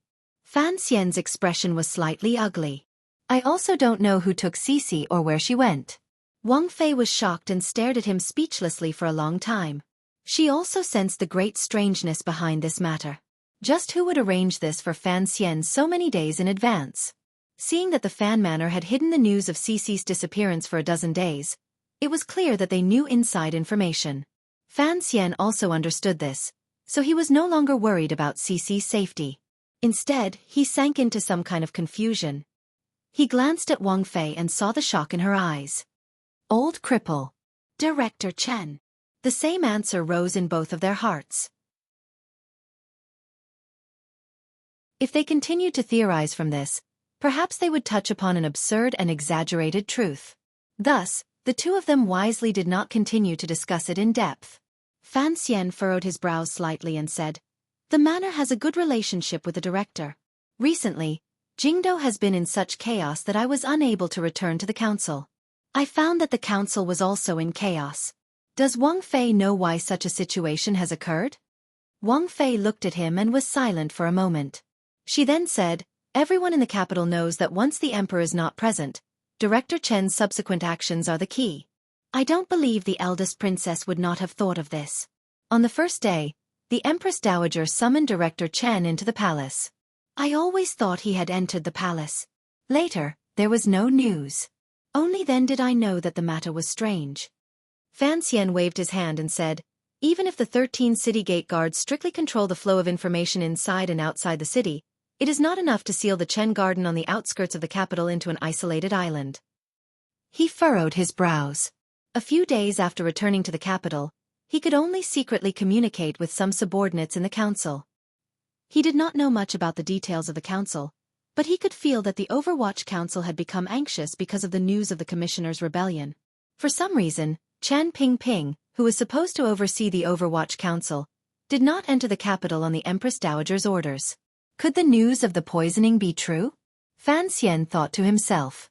Wang Fei didn't know what he was thinking, but she coincidentally sighed and said, I'm afraid the news of the poisoning is true. Fan Xian's heart tightened slightly. Given the Overwatch Council's defensive power, how could someone have poisoned Chen Pingping's tea? Everyone said it was the work of the poison master in Dongyi. At first, I thought the director was using the poisoning matter to remove himself from the fight in court, he said with his eyes slightly closed. If the poisoning matter is true, then this matter is troublesome. It is already very troublesome. Wang Fei gazed at him and quietly said, the Empress Dowager still trusts Director Chen, but the poisoning matter is too coincidental. I'm afraid she will have some thoughts in her heart. If the Empress Dowager did not think Director Chen would stand on your side, I'm afraid she would not have chosen the Crown Prince so decisively and not leave any leeway in the middle. Fan Xian nodded. He and everyone else would suspect Chen Pingping's poisoning. Naturally, the Empress Dowager would also suspect it. Suspicion was like a thorn that would cause people more and more pain. Since the Empress Dowager was so suspicious of Chen Pingping, she would use her greatest power to suppress the Overwatch Council. Looks like Qin Heng's first mission after leading the Jingdo garrison was to watch over Chen Garden. It's hard to see that there has been no news from inside. Fan Xian's brows furrowed even tighter. As long as the Qin family's army did not enter Jingdo, there would not be major unrest in the royal palace. However, Chen Pingping, that old cripple, was also the person Fan Xian was most worried about. If the poisoning matter was true, no matter how strong the defenses in Chen Garden were, could they withstand the attack of the Qing Kingdom's elite troops? We have to hurry, Fan Xian said with his head lowered. Please tell the prince that sometimes he needs to make up his mind. What about my mother-in-law? Wang Fei looked at him. She had to ask Sir Fan Jr. to give a concrete promise. I will guarantee Lady Ning's safety, Fan Xian said each word clearly. Fan Xian enunciated each word clearly. What I want is the prince's determination. He has to understand that although the imperial army is under his control, there will always be Governor Yan's trusted aides. After a long time, the Empress Dowager will change him from the position of commander of the imperial army. He and I will just wait to eat **t. Eating **t was a crude phrase, but Wang Fei did not feel any disgust. She understood that the present situation was indeed **t. She gazed at Fan Xian's disguised face with confusion. Deep in the palace, everything was under the control of the internal court. What ability did Fan Xian have to say he could guarantee Lady Ning's safety? She understood that Princess Chen was also in the palace. Fan Xian would not use a big lie to sacrifice his wife's life. The 13 city gate guards are the key. Wang Fei pulled Fan Xian's teacup in front of her and quietly said, to stop the army loyal to the Empress Dowager from entering the capital, the person in this position must be on our side. Fan Xian's heart relaxed slightly. He knew that the woman across from him had finally decided to persuade her husband to carry out a change in the palace. Only then would they begin to discuss these specific matters. He thought for a moment and then said, as you know, I've never had much of a relationship with the military. I don't know what to do with the city gate guards. Wang Fei sighed. The prince's Western Expedition Army has long been scattered. He doesn't have much power in Jingdo.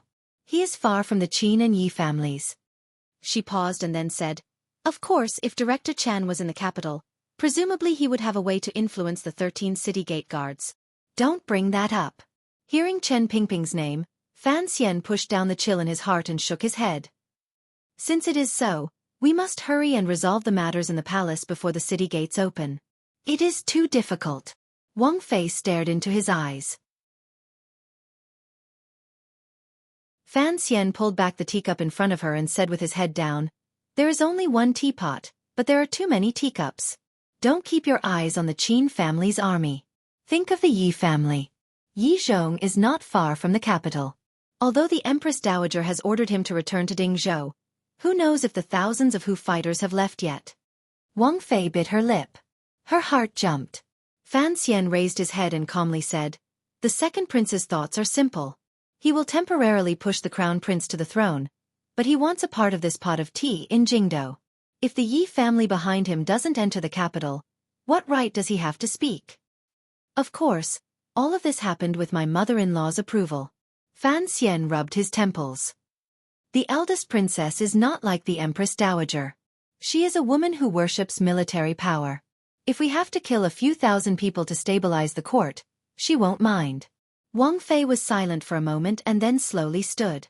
Looking at Fan Xian, she said, in the end, there will still be a massacre. A bloodless coup will always be a perfect plan or an extreme coincidence, Fan Xian said. Fan Xian said, although I am a very lucky person, I dare not entrust this matter to luck. Particularly since the eldest princess has prepared such a crazy plan, I don't think she will bemoan the state of the universe and pity the fate of mankind enough to watch us mess around in the palace and not move troops. Wang Fei nodded and said, I will pass on your intentions to the great prince. Fan Xian smiled and said without giving her any face, since you have come, it means that the great prince will accept my intentions. These words meant that the great prince knew exactly what Fan Xian wanted. He had only asked Wang Fei to come and see just how many cards Fan Xian had in his hands and how much he could do. Having her pretense seen through, Wang Fei only smiled. She then said, the Duke of Donbua is becoming more and more confident. In the face of Jingdo's dangerous situation, you can still talk so cheerfully and wittily. Fan Xian was silent for a moment. He then said, I do indeed have confidence. As long as the Yi and Qin families' armies are unable to enter the capital in time, for me, Jingdo is nothing more than an empty city. The most powerful figures in the world had all been attracted to Dong Mountain by the dazzling Qing emperor. Although Fan Xian's injuries had not healed, His temperament and confidence had already grown to the peak of his state after his rebirth. Wang Fei suddenly paused and said, I am a bit curious. Last night, the Duke of Danbo contacted a group of officials to rise up in the palace today. At this moment, the royal palace is probably in a storm of blood and a sinister scene. She stared into Fan Xian's eyes. Those old and virtuous officials are standing against the Empress Dowager because of you. Perhaps they will pay the price with their lives, yet you are quietly watching from the side. I don't know if this is calmness or cold-bloodedness. Wang Fei smiled gently. Sometimes, I have to admire you for picking countless people to stand up for you, to shed their blood, to lay down their heads, and to seek benefits for you. If those officials had thought through this, would they have cried out that they had been tricked in the moment before they died? As she spoke, there was a glimmer of mockery at the corners of Wang Fei's lips. In her opinion, Fan Xian's actions had forced the crown prince into a very embarrassing and terrifying situation. Fan Xian had chosen to collude in this matter the night before his ascension to the throne. He had not given anyone a chance to react. If the crown prince killed the officials, he would be implicated as unjust. It was as if those officials were using their heads to shout for Fan Xian. Fan Xian's expression gradually calmed. Today, the crown prince of Taiji Palace's ascension had been stopped because of him, with the help of his father-in-law in Wuzhou, inciting the two scholars. As for the risks of this matter, it was not that he had not thought about it. From a certain point of view, he was using the lives of the truly brave civil officials in Taiji Palace to take a risk. This was indeed a very risky and selfish choice. Faced with Wang Fei's mockery, he did not refute anything. He only slowly said, thieves have a way, and officials also have a way. In the past, I was a person who was very afraid of death. Only recently did I understand a principle. Death is heavier than Dong Mountain and lighter than a goose feather. The scholars Hu and Shu are willing to follow the righteous path in their hearts. This is their choice. Heavier than Dong Mountain and lighter than a goose feather? Wang Fei repeated these words and looked at Fan Xian's face in a daze. She faintly felt that when she met Sir Fan Jr. again this time, this young man still had a murderous nature mixed with warmth on the surface. However, there seemed to be some changes happening in his bones. She still couldn't resist asking, since that is the case, why do you hide behind the scenes and not charge forward bravely? Suddenly appearing in the hall, showing the posthumous edict, and facing the attacks of the aces of the internal court, Fan Xian smiled bitterly. This is indeed very handsome, but it doesn't seem to have a good effect. He withdrew his smile and said with a seriousness that had never been seen before, 20 days ago, on a meadow at the summit of a tall mountain, I learned some things. From now on, I am not afraid of death. I still cherish life. If I am destined to die, I hope my death can be of some value. Wang Fei was silent. Fan Xian closed his eyes for a moment and then said, I am not risking the lives of those respectable civil officials. If the person in charge right now was the eldest princess, I would choose another method. Right now, the person ascending to the throne in Taiji Palace is the crown prince, not the second prince. He opened his eyes and coldly said, the second prince is cold under his emotions. On the contrary, I still have some confidence in the crown prince. What confidence? I still think that the crown prince is the most gentle of us brothers, Fan Xian smiled warmly. The Empress Dowager is old and does not want to kill enough. The crown prince is a good person, so I don't think the bloody scene you predicted will appear in Taiji Palace today. Fan Xian gave the crown prince in Taiji Palace a good person card. Wang Fei felt it was strange. She shook her head and prepared to leave. Before she left, Fan Xian called her back and called Ma Xueqi out of the room. He warned Wang Fei seriously, I won't stay in one place in Jingdou. I won't come back to Yangcong Alley, but I am worried about her safety. I hope you can take her back to the manor. Wang Fei was slightly surprised.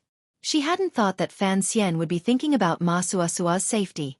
She also hadn't thought he would make such a request. Ma Xueqi also looked at Fan Xian in shock. Fan Xian said, the manor is currently the safest place in Jingdou. It is not just because the royal army is in your hands. Wang Fei, you should understand what I am referring to. Wang Fei slowly lowered her head.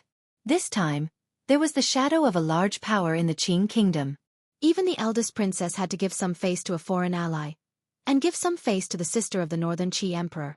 The three of them walked to the wooden door of the little courtyard and bowed before parting. At the last moment, Fan Xian stared into Wang Fei's eyes and said, "Earlier, you used righteousness to reprimand me. Now, I must remind you of something. You are Wang Fei now, so you must think of yourself as a person of the Qing kingdom and not a person of Qi."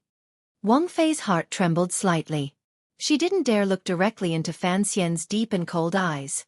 Autumn had just arrived. It was slightly cold but not bone-chilling. As Wang Fei sat in the carriage, she felt the wind seeping in through the curtains. It was so cold that she couldn't help but shiver a few times. She had arranged for Ma Suasua to be in the second carriage. Even if Fan Xian hadn't asked her to look after that unfortunate Hu girl, Wang Fei would not have left her in Yongcong Alley. If she died, how would she explain it to the king? Wang Fei shivered again.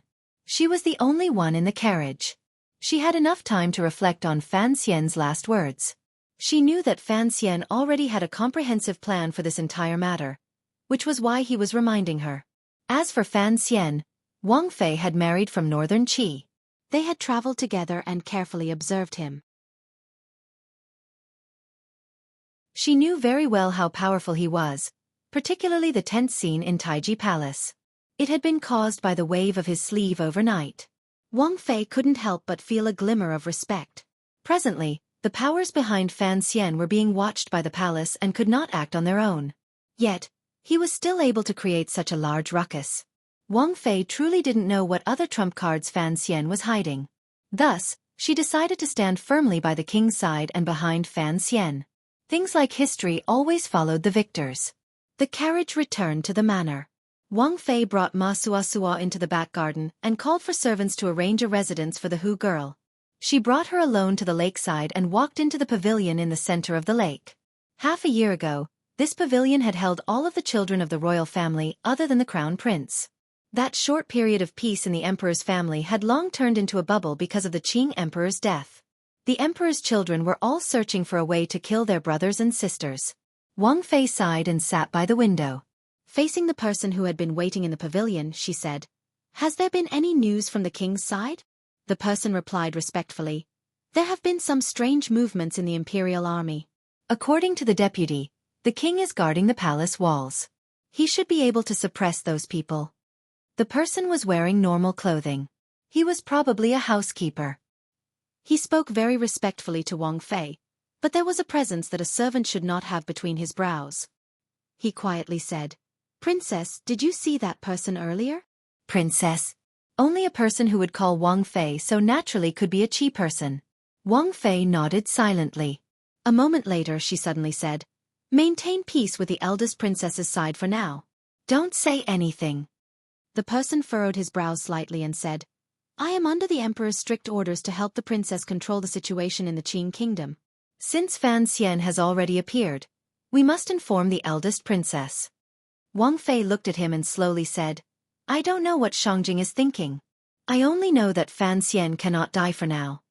From this conversation, one could discover that this housekeeper-like person was a spy that Northern Qi had sent to Jingdo.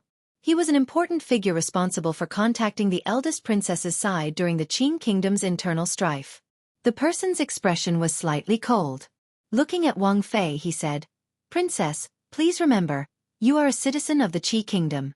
Don't let your emotions affect your decisions." Wang Fei smiled coldly at him and said, "I am thinking for your sake. If Fan Xian truly dies, do you think the emperor will spare you?" The person sucked in a cold breath and didn't understand the meaning of these words. Thinking about it carefully, the young emperor of Northern Qi did indeed value Fan Xian greatly. But, if he wanted to fulfill the emperor's wishes, what would happen if Fan Xian didn't die? He said in a heavy voice, "The emperor has strict orders that the Qing kingdom must fall into chaos. The emperor believes that Chen Pingping will certainly stay hidden until the end. If Fan Xian doesn't die, Chen Pingping, Fan Jian, and the former prime minister in Wuzhou will not go crazy. After the Qing emperor dies, the only truly powerful figures in the Qing kingdom are the eldest princess, Li Yunrui, and those three old men." The person lowered his head and spoke faster and faster. Presently, the Qing court and Empress Dowager are keeping an eye on Chen Pingping and Fan Jian, preventing them from acting rashly. Once something actually happens to Fan Xian, I'm afraid even the Qing royal family won't be able to suppress these two people. As long as the Qing kingdom truly falls into chaos, regardless of who wins or loses in the end, it will be good for the Qi kingdom, the person said with his head lowered. The man lowered his head and said, "The death of the Qing emperor is one of the sources of chaos. Fan Xian's death will light the last fire." Is this the brocade guard's intention or the emperor's? Wang Fei's gaze wavered. This matter has not been handled by the commander of the guard. It is all the emperor's personal will. Although the emperor has not said it explicitly, his intentions are clear. Presumably, he has thought of Fan Xian dying. Then, which side does the Qi kingdom favor as the victor? The person raised his head and was silent for a moment. He then said, "We favor Fan Xian's side as the victor, so Fan Xian must die." "Why?" Wang Fei asked in surprise. "Even if you help him, he cannot defeat the powerful armies of the Yi and Qin families." "I don't dare rashly guess the emperor's intentions," the person said calmly. "But presumably, the emperor has confidence in Chen Pingping. All right, even if it is as the emperor says, Fan Xian dies, Jingdo falls into chaos, and Director Chen borrows celestial soldiers and generals." Wang Fei furrowed her brows and said with slight mockery, "If the eldest princess's side loses and the people behind Fan Xian regain control of the Qing court, so what? It would probably be better for Fan Xian to be alive. If they win, given Fan Xian's good relationship with our court, the world will probably be peaceful for decades." The person stared at Wang Fei in a daze. A moment later he said, "Princess, do you really not understand the emperor's intentions?" "What do I mean?" Wang Fei furrowed her brows slightly. The person quietly said, "Everyone's eyes are on the crown prince, the second prince, the third prince, and Fan Xian. If it truly becomes a mess, the prince controls the imperial army. Additionally, he has always been on good terms with Fan Xian. Director Chen sees him as a nephew." Minister Fan's pain of losing his son. No matter how you look at it, the prince has the greatest chance. Wang Fei's body shook and she sucked in a cold breath. Looking at the top of the person's head, only now did she understand that her brother, far away in Shangjing, was planning such a sinister and terrifying deal. Her brother in Shangjing definitely did not just want to kill his peers on the dragon chair. If one Qing emperor died and another Qing emperor was reborn, as long as the Qing kingdom's national strength was not damaged, the situation between the three countries would not change. If the great prince of the Qing kingdom actually succeeded the throne, he would marry the great princess of northern Qi and have the blood of Dongyi in his body. Would the future Qing kingdom still be the overbearing Qing kingdom it was now? Wang Fei held her forehead. The depths of her heart were filled with shock. She had not known that her young and inexperienced brother had such shrewdness to have embroidered so many things that suited her on the outside of this web. The prince won't do it. She held her forehead and sighed. The person said with a dark face, "If Fan Xian dies at the hands of the eldest princess, the prince will probably feel despair for his brothers. Sorrow is sometimes a power that can stimulate one's ambition." "No."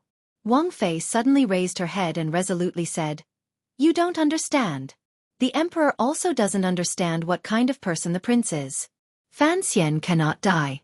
I don't care what Shangjing's plan is, but at least Fan Xian's whereabouts cannot be revealed from my side."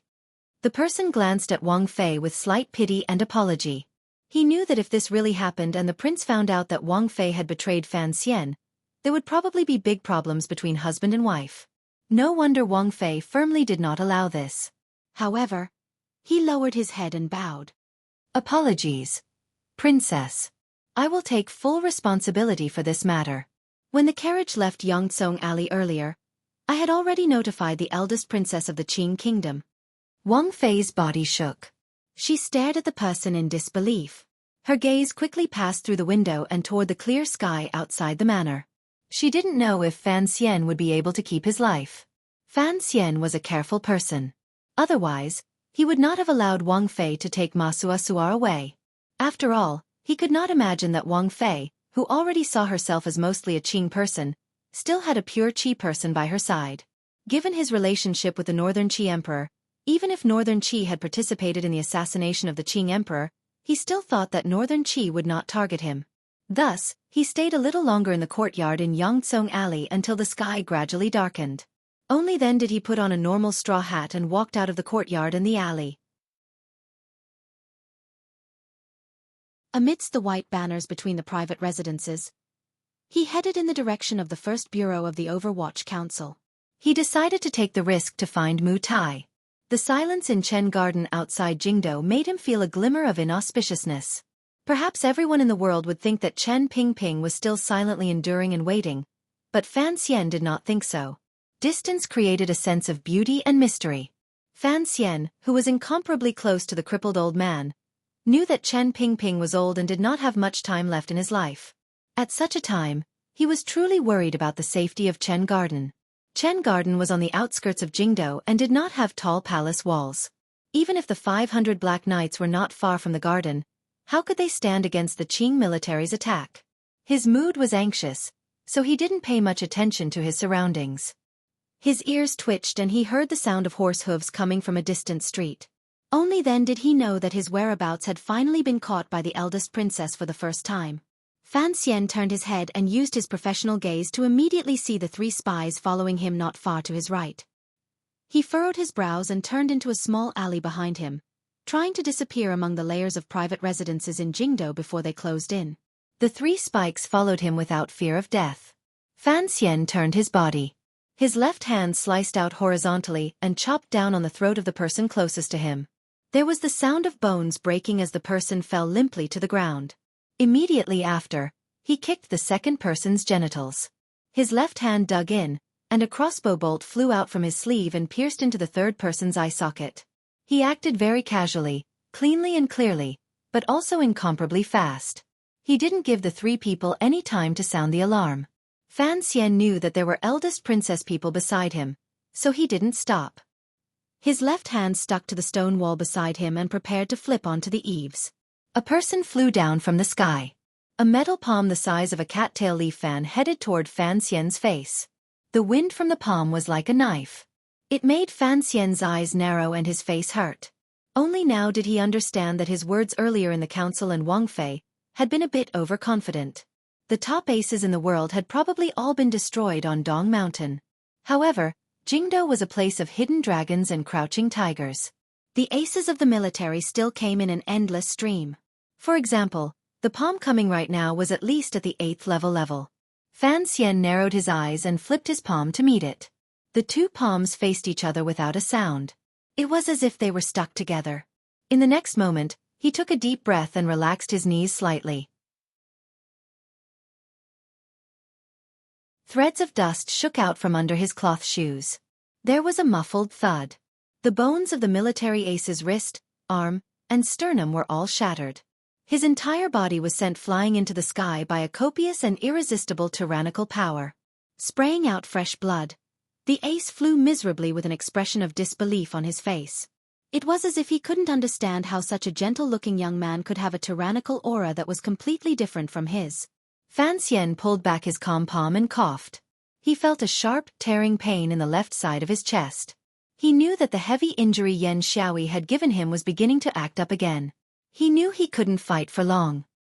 He had to immediately escape the eldest princess's pursuit. However, after sending the ace flying with 1 palm, he was also stopped for a moment. In an instant, the entire small alley was surrounded by people. Fan Xian narrowed his eyes and looked.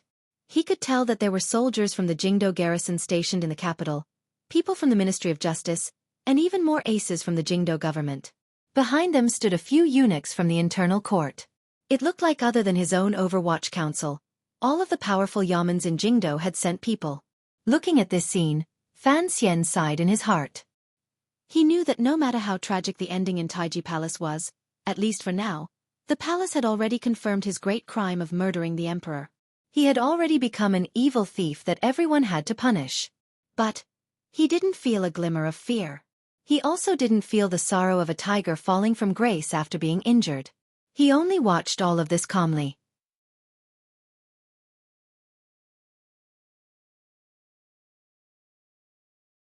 Chapter 547. Kill! Shouts of killing rang out from all directions in the alley. Countless people surged toward Fan Xian, who was standing in the middle of the alley. The tide of people surged forward. It was like a large river running into an immovable rock. Water splashed in all directions. The sound of sharp blades slicing through flesh pierced into people's eardrums. Then, the 4 people at the very front fell down like 4 pieces of wood. They clutched their throats and fell down. Fresh blood flowed endlessly from their hands. A slender black dagger had appeared in Fan Xian's hand. There were a few drops of dark blood on the blade's lightless edge. The deaths of a few people could not force back everyone's charge. The soldiers' charge did not even pause for a moment before they once again drowned out Fan Xian. The black light flashed again. This time, Fan Xian sinisterly chose to strike downward. He no longer tried to kill with one strike or slice open the throats of the soldiers. Instead, he slashed a few times at the legs and abdomen of the people around him. At the same time, several bloody wounds appeared on their bodies. The flesh that had been flipped open spurted out bright red blood. After a moment, the blood immediately turned black, and a faint fishy smell wafted out. A number of particularly wretched cries rang out in the alley. The injured people would not die immediately. They were in incomparable pain from the poison on Fan Xian's black dagger. The rising and falling of the wretched cries finally brought the soldiers surrounding Fan Xian to their senses. It made the people holding long spears and sharp blades remember the legendary power and viciousness of Sir Fan Jr. The tide of people paused. Taking advantage of this opportunity, Fan Xian charged toward the back of the alley like a wandering spirit. Like a shadow and wind, he moved close to the people's bodies. Occasionally, he stretched out a demonic palm and gently brushed it across their earlobes, fingers, armpits, and other weak spots. Each brush left behind a wretched cry and an injured person who fell to the ground. In this instant, Fan Xian chose a small trick. This was the best way to save energy and not use up Xueqi. The crowd was surging, and moving like this was the most suitable method. Every time he made a move, he no longer intended to make the soldiers beside him fall, but to make them cry out in pain and jump up, turning them into leaping trees to conceal the cunning beast he was. In the twilight, he fled towards the back of the encirclement. Not far away, a general who was in charge of the search looked at the commotion, and a trace of coldness and fear flashed through his eyes. He had never imagined that there would be someone in this world who could turn himself into a wandering soul, who could pass through the crowd of people who were chasing after him under the watchful eyes of the public, leaving behind a trail of blood, and taking away fresh lives. But this person seemed to be so casual, as if he was walking through a field of flowers without a single leaf touching him. Fan Xian didn't even have a single wound on his body, and he had already killed and injured more than 20 people. Amidst the chaos of the encirclement, he had forcefully advanced a distance of 30 meters. Stop him! The general looked at the commotion that was getting closer and closer. His pupils constricted and he roared in a hoarse voice. Kill the traitors! The sound of a crossbow being knocked rang out. In such a noisy environment, it actually appeared very weak, but it was particularly terrifying. In the crowd, Fan Xian, who was holding a dagger with 3 fingers and gently making intimate contact with the soldier's muscles, heard the sound of the crossbow outside the encirclement. His right hand paused for a moment. His ears accurately captured a familiar sound, so his heart tightened and caused his right hand to pause for a moment. It stabbed into the chest of a bailiff who was leaping toward him in fear and forgot to pull it out. Jingdo strictly forbade the use of crossbows, except for the Overwatch Council, which had been specially permitted by edict. Hearing this sound, Fan Xian knew that the eldest princess had already mobilized the power of the army through the Qin family or the Yi family to sneak into Jingdo. He didn't have time to think about the problem of the 13 city gate guards. Instead, he unconsciously felt a chill. The extreme danger of the attack in the valley had left a deep impression on him. This thought only lasted for a moment. In the next moment, his foot stomped down and landed heavily on the hard stone ground with a bang. With just one foot, the square, hard stone slab split open in the middle. The corners of the slab rose up and headed toward the bodies of the soldiers leaping toward him. When he moved through the encirclement, it appeared easy and casual. In reality, he was moving with unusual speed and powerful precise control. That was why he needed such a powerful and tyrannical kick to stop his body that was moving at high speed. The stone slab split open. In that instant, his body also changed from a fast speed to an unusual stillness. The change between these two extreme states even made the air around him involuntarily make a tearing sound. The surrounding soldiers that had been following him like a ripple did not keep up in this instant. Wretchedly, they fell forward, leaving an empty space 3 feet in front of Fan Xian's body. Thud, thud, thud.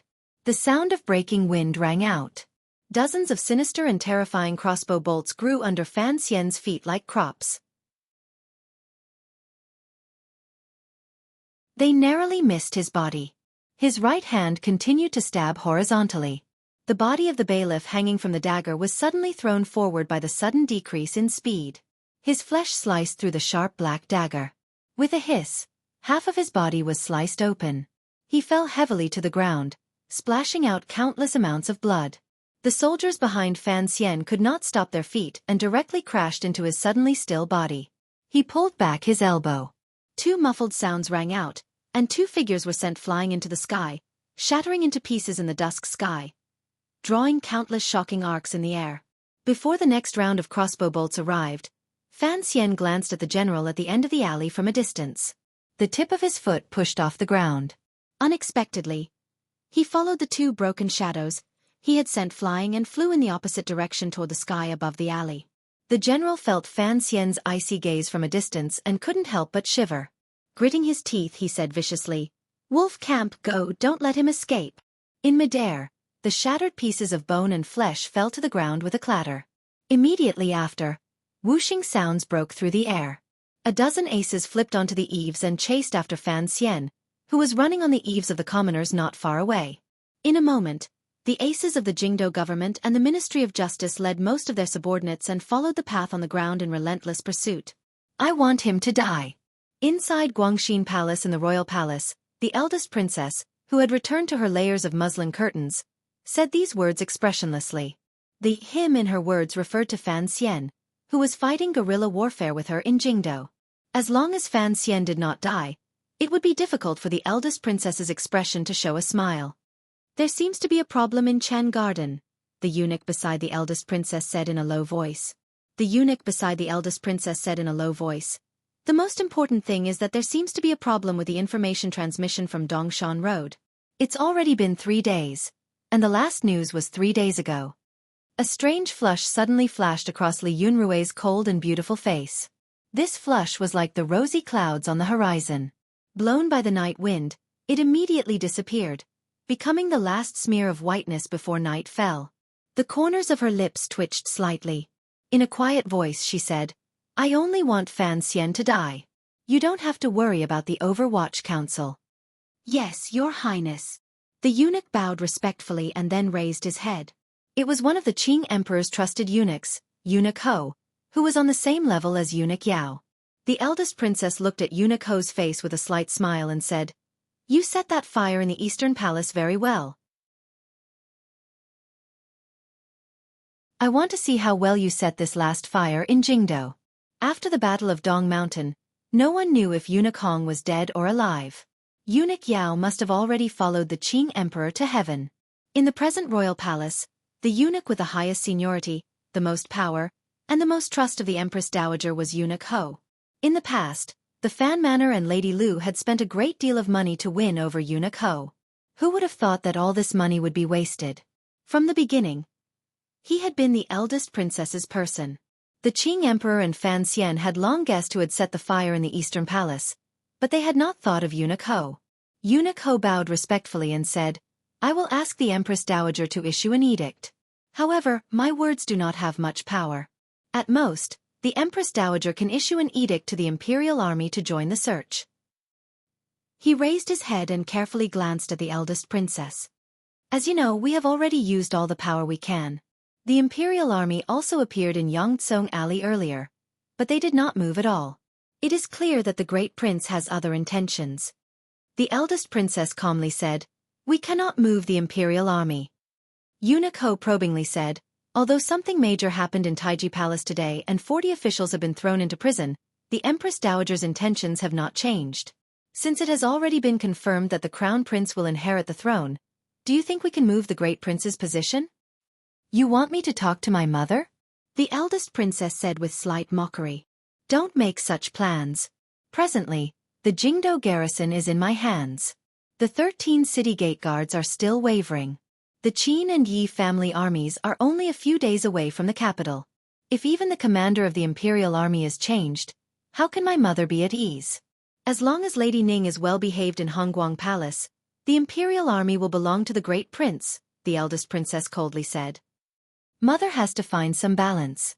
Otherwise, is she not worried that I will destroy this royal palace in the future? Eunuch Ho's heart shivered and didn't say anything more. Fan Xian is sick, the eldest princess continued to smile slightly. With me holding on to his illness, it is impossible for him to leave Jingdo. He can only endure in Jingdo. I want to see how he, an evil assassin, will continue to endure when those dozens of officials can't endure. The officials of Taichung Temple and the Ministry of Rites can't hold on, and the crown prince can rightfully ascend to the throne. Eunuch Ho glanced at the eldest princess with respect. Carefully, he said, "It's a pity that when the Empress Dowager gave the edict, the concubine carrying Sir Fan Jr.'s blood somehow escaped." Not escaped. The eldest princess narrowed her eyes slightly. Her long eyelashes blinked slightly. Someone is protecting him. However, I am very curious whether or not that person, who has lost his master, can still protect himself. Your Highness's calculations are divine. There is nothing to calculate. You have to prepare. Perhaps in a few days, I will have to leave the palace, the eldest princess said with a smile. No one knew why she had chosen to leave the palace. Eunuch Ho smiled fawningly and said, "Then, I will return to Hongguang Palace right now." "Go," the eldest princess said. "Let mother's heart be more resolute." "Yes." Eunuch Ho obeyed and left. Passing through the deathly silent palace, he heard the faint sounds of sorrow falling in his ears. He returned to Hongguang Palace and said a few words in front of the Empress Dowager. Looking at the Empress Dowager's grizzled hair, dispirited expression, and unbearable spirit, this eunuch sighed in his heart. He thought to himself that the Empress Dowager had once been a very powerful figure. Now, she could only wholeheartedly maintain the peace of the court and could not bring out much boldness. He had decided to follow the eldest princess many years ago. This was truly a wise choice. In Guangxin Palace. After Eunuch Ho left, the eldest princess lowered her eyelids slightly and quietly said something to her trusted aide. It seemed that she was going to send a message somewhere outside the palace. A few words could be faintly heard. It should be related to the situation outside Jingdo. Then she sat in silence and solitude for a while. She clapped her hands, and palace maids respectfully surrounded or guarded a man and a woman. They walked in from the back of Guangxin Palace and sat by her side. The eldest princess revealed a slight smile and quietly said to the daughter beside her, whose brows did not resemble hers, "Chender, mother has already found Fan Xian." Lin Wan'er lowered her head slightly and gently bit her lower lip. She was not shocked by these words. She didn't even raise her head. The eldest princess furrowed her brows slightly. It was as if she felt a glimmer of anger at her daughter's emotional reaction. In a low voice she said, "Fan Xian is a rat. If he truly cares about you, then naturally, he will come to the palace." Lin Wan'er suddenly raised her head. Her usually unusually gentle and watery eyes were filled with coldness and indifference. She looked at her mother. It was as if there were two knives digging into her mother's heart. Word by word, she said, "You asked for me from Hongguang Palace. I had thought you still had some mother-daughter feelings. So, you used your own daughter as bait." Lin Wan'er's expression was calm as she said, "But that's right. Uncle has said many times that you are a madman and cannot do things like normal people. Don't worry, I won't resent you." She smiled gently and appeared very calm. "For a madman like you, resentment is an unnecessary emotion." "Is that so?" Li Yunrui slowly closed her eyes. "I gave birth to you. Of course, you have no right to resent me. Cece, that be *tch. Isn't she living well outside? Why does the Fan Manor only protect her and not you? If you want to resent someone, you should resent your husband and your in-laws." Lin Wan'er's legs trembled slightly. "You've made a mistake. Perhaps no one thought you would act against your own daughter." The sound of metal colliding came from under her legs. It was as if someone had shackled them. Li Yunrui calmly said, "If Fan Xian died, everything would be easy." "Is that so?" "Unfortunately, you will never be able to kill him. Since he was able to come back alive from Dong Mountain, he will certainly live on." A confident glow rose to Lin Wan'er's face. The eldest princess furrowed her brows. "Some people's lives are not in their control. I have never worried about my good son-in-law. Even though he has lived so brilliantly these 2 years, I am still not worried. She glanced at her daughter and then at Dabao, who was sitting by her daughter's side with his shoulders drawn back in fear and his mouth trembling unconsciously. A glimmer of disgust flashed through her eyes. "I understand my son-in-law too well," Li Yunrui coldly said. "As long as you and Dabao are here, other than death, what other way out does he have?" "Oh, I didn't think that you would think Ji would be so sentimental." Lin Warner gazed calmly into her mother's eyes. "I am his wife. I don't even hope that he would be stupid enough to give up his life because of your methods. I don't know where your confidence comes from. You don't understand." "No one understands," the eldest princess calmly said. "Perhaps Fan Xian is a hypocritical person to the bone, but for some of the people around him, on the contrary, he is extremely passionate." She paused and then smiled. "I won't underestimate him. I will make preparations for him to truly turn things around. In a few days, he may have the opportunity to turn the royal palace upside down. Thus, I will take you and Dabao out of the palace and have him crawl into this bucket himself." Lin Warner looked at her calmly. "Looks like you have already taken control of the 13 city gate guards. The Qin and Yi family's armies can enter the capital at any time." The eldest princess was slightly startled before she smiled. "My daughter is indeed a little like me. You see things very accurately." Lin Warner slowly lowered her head. She knew that Fan Xian would certainly think of a way to enter deep into the heart of the royal palace and use the great prince's imperial army and his spies in the palace to turn things around in one move. Unexpectedly, her mother did not care at all about the gains and losses of the royal palace. Instead, she had the idea of having all of the enemy forces fall deep into the palace and then counterattack with a large number of soldiers. "What exactly do you want?" Lin Warner suddenly raised her head and said with a glimmer of mockery, "It makes no difference to you whether the crown prince or the second brother is the emperor. However, what exactly do you want?" "What do I want?" The eldest princess suddenly narrowed her eyes and stared at a certain wall in Guangxin Palace. After a moment of silence, she said, "I want everyone in the world to know that in this world, there are some women who can do extraordinary things without a man." She turned her head to look at her daughter and quietly said, "Not having a man is nothing. After Fan Xian dies, you will still be a high and mighty princess, so there is no need to start grieving ahead of time. I don't know what I will be like after my man dies. Will I be unable to suppress my sorrow?" Lin Warner suddenly smiled and held her brother's soft left hand. She lowered her head and didn't even glance at her mother. "But, I know, mother, after you lose your man, you will truly go crazy. So, it is best if you keep these teachings for yourself." "How dare you?" The eldest princess' beautiful face became icy. "What nonsense are you saying? Isn't that so?" Lin Warner said calmly and mockingly. "Uncle wanted to strangle you to death on that wall? Now that he has died because of you, do you feel both happy and wronged and want to scratch up your face?" "I am not someone who doesn't know anything," Lin Warner said mockingly. "It is just that I hate these things. So, mother, you are essentially a pitiful person who can't survive without a man. Why put on an act?" After a moment of silence, the eldest princess suddenly opened her mouth and said coldly, "After all, you are my daughter. You didn't bring me any benefits. Just by angering me, do you think I would kill you? However, I must admit that your words are very powerful." She suddenly sighed and gently caressed her daughter's slightly thin cheeks. "I haven't been with you for long enough, so I didn't realize that my dear daughter is actually such a powerful character." Lin Warner gazed calmly into her eyes. A moment later she said, "I am a person without power, so I can only use words. Perhaps you will succeed, but it is impossible for you to make me admire you at all." She was very calm and proud with confidence. Her lips were pressed tightly together. Suddenly, Dabao quietly muttered beside her, "Sister, you're hurting my hand."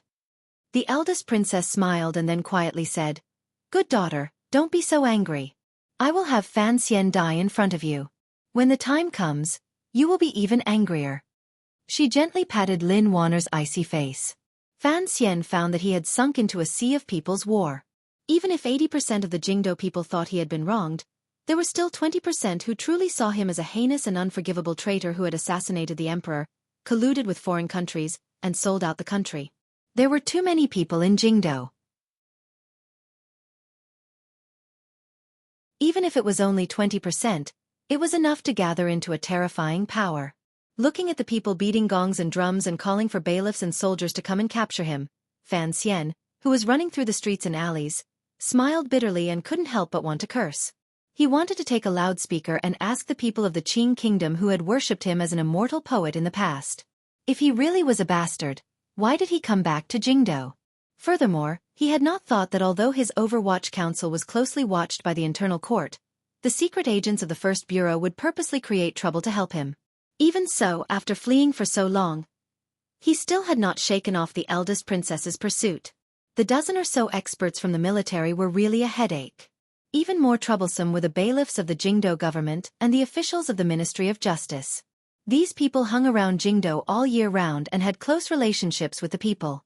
Under their relentless pursuit, it made it impossible for a warrior like Fan Xian to remain hidden for more than 15 minutes. Fan Xian leaned against the wall of a courtyard and narrowed his eyes at the darkening night sky. He saw the bright moon on the horizon and couldn't help furrowing his brows. He began to curse the heavens and the Qing kingdom's unusually good environmental protection work. Under the clear moonlight, Fan Xian was faced with the largest number of people in Jingdo's history and the strictest search for an imperial criminal. He was confident that he would be able to disappear into the sea of residences. The slight coolness of the courtyard seeped into his heart and lungs, calming his emotions slightly. It also made him cough. His injuries had not healed and he had forcefully mobilized the tyrannical Xueqi. Even though his body was made of iron, he still felt a glimmer of fatigue. The clamor of soldiers and horses came from the street not far away. There were shouts. It was probably another enthusiastic patriotic citizen pointing the direction Fan Xian had escaped into the government. If it was just escaping, Fan Xian had enough confidence that he could even fight guerrilla warfare in Jingdo with the eldest princess's side for half a month. He was confident that he wouldn't be caught. He could even slowly assassinate the important enemies one by one like a spring dream without a trace. But his wife and family were under house arrest in the palace. Outside the palace, he had some misgivings. He had to hurry and find a peaceful place to contact his own forces and obtain precious information. He had to follow the right path of evading and escaping. At present, with the eldest princess's relentless pursuit, it was clear that it would not allow him to find a safe place to temporarily stay. It wasn't that Fan Xian didn't have suspicions about the exposure of his whereabouts. However, the journey was dangerous and hurried. He had no time to consider these things. The sounds of people outside grew closer and there was also the sound of horses. Fan Xian turned his head to glance at the corner of the alley. His left hand dug into the skin of the wall. Circulating his Xueqi, he dug out a few pieces of rock and flicked them toward the wall in the corner. With a light pop, a few inconspicuous marks appeared on the wall in the corner. It seemed that someone had crawled over there. Fan Xian's fingers curled. His entire body floated up like a large bird and flipped over the side of the wall. He had already investigated clearly. Behind this wall was a decent manor. Looking at the furnishings, it seemed to be the family of an official. He decided to take a gamble and see if he could find someone he could trust. Even if he couldn't, he would try to hide. Flipping over the wall, he walked past the fake mountains and flowing water. He went up to the second floor and entered a room filled with the scent of books. The sound of soldiers and horses outside the courtyard grew louder and louder. Fan Xian didn't have time to think. He turned around a bookshelf and a black dagger was pressed against a person's neck. His luck was not that good. It was impossible for him to find someone he could trust in the vast sea of people in Jingdo. However, his luck was not that bad. He had thought that this was a study and the person inside was the owner of the house. He had not expected that under the black dagger was a delicate and pitiful girl. You're tuning in to the Xueqi's Martial Arts Saga YouTube channel. Don't forget to subscribe and join us on this journey to catch the most captivating stories.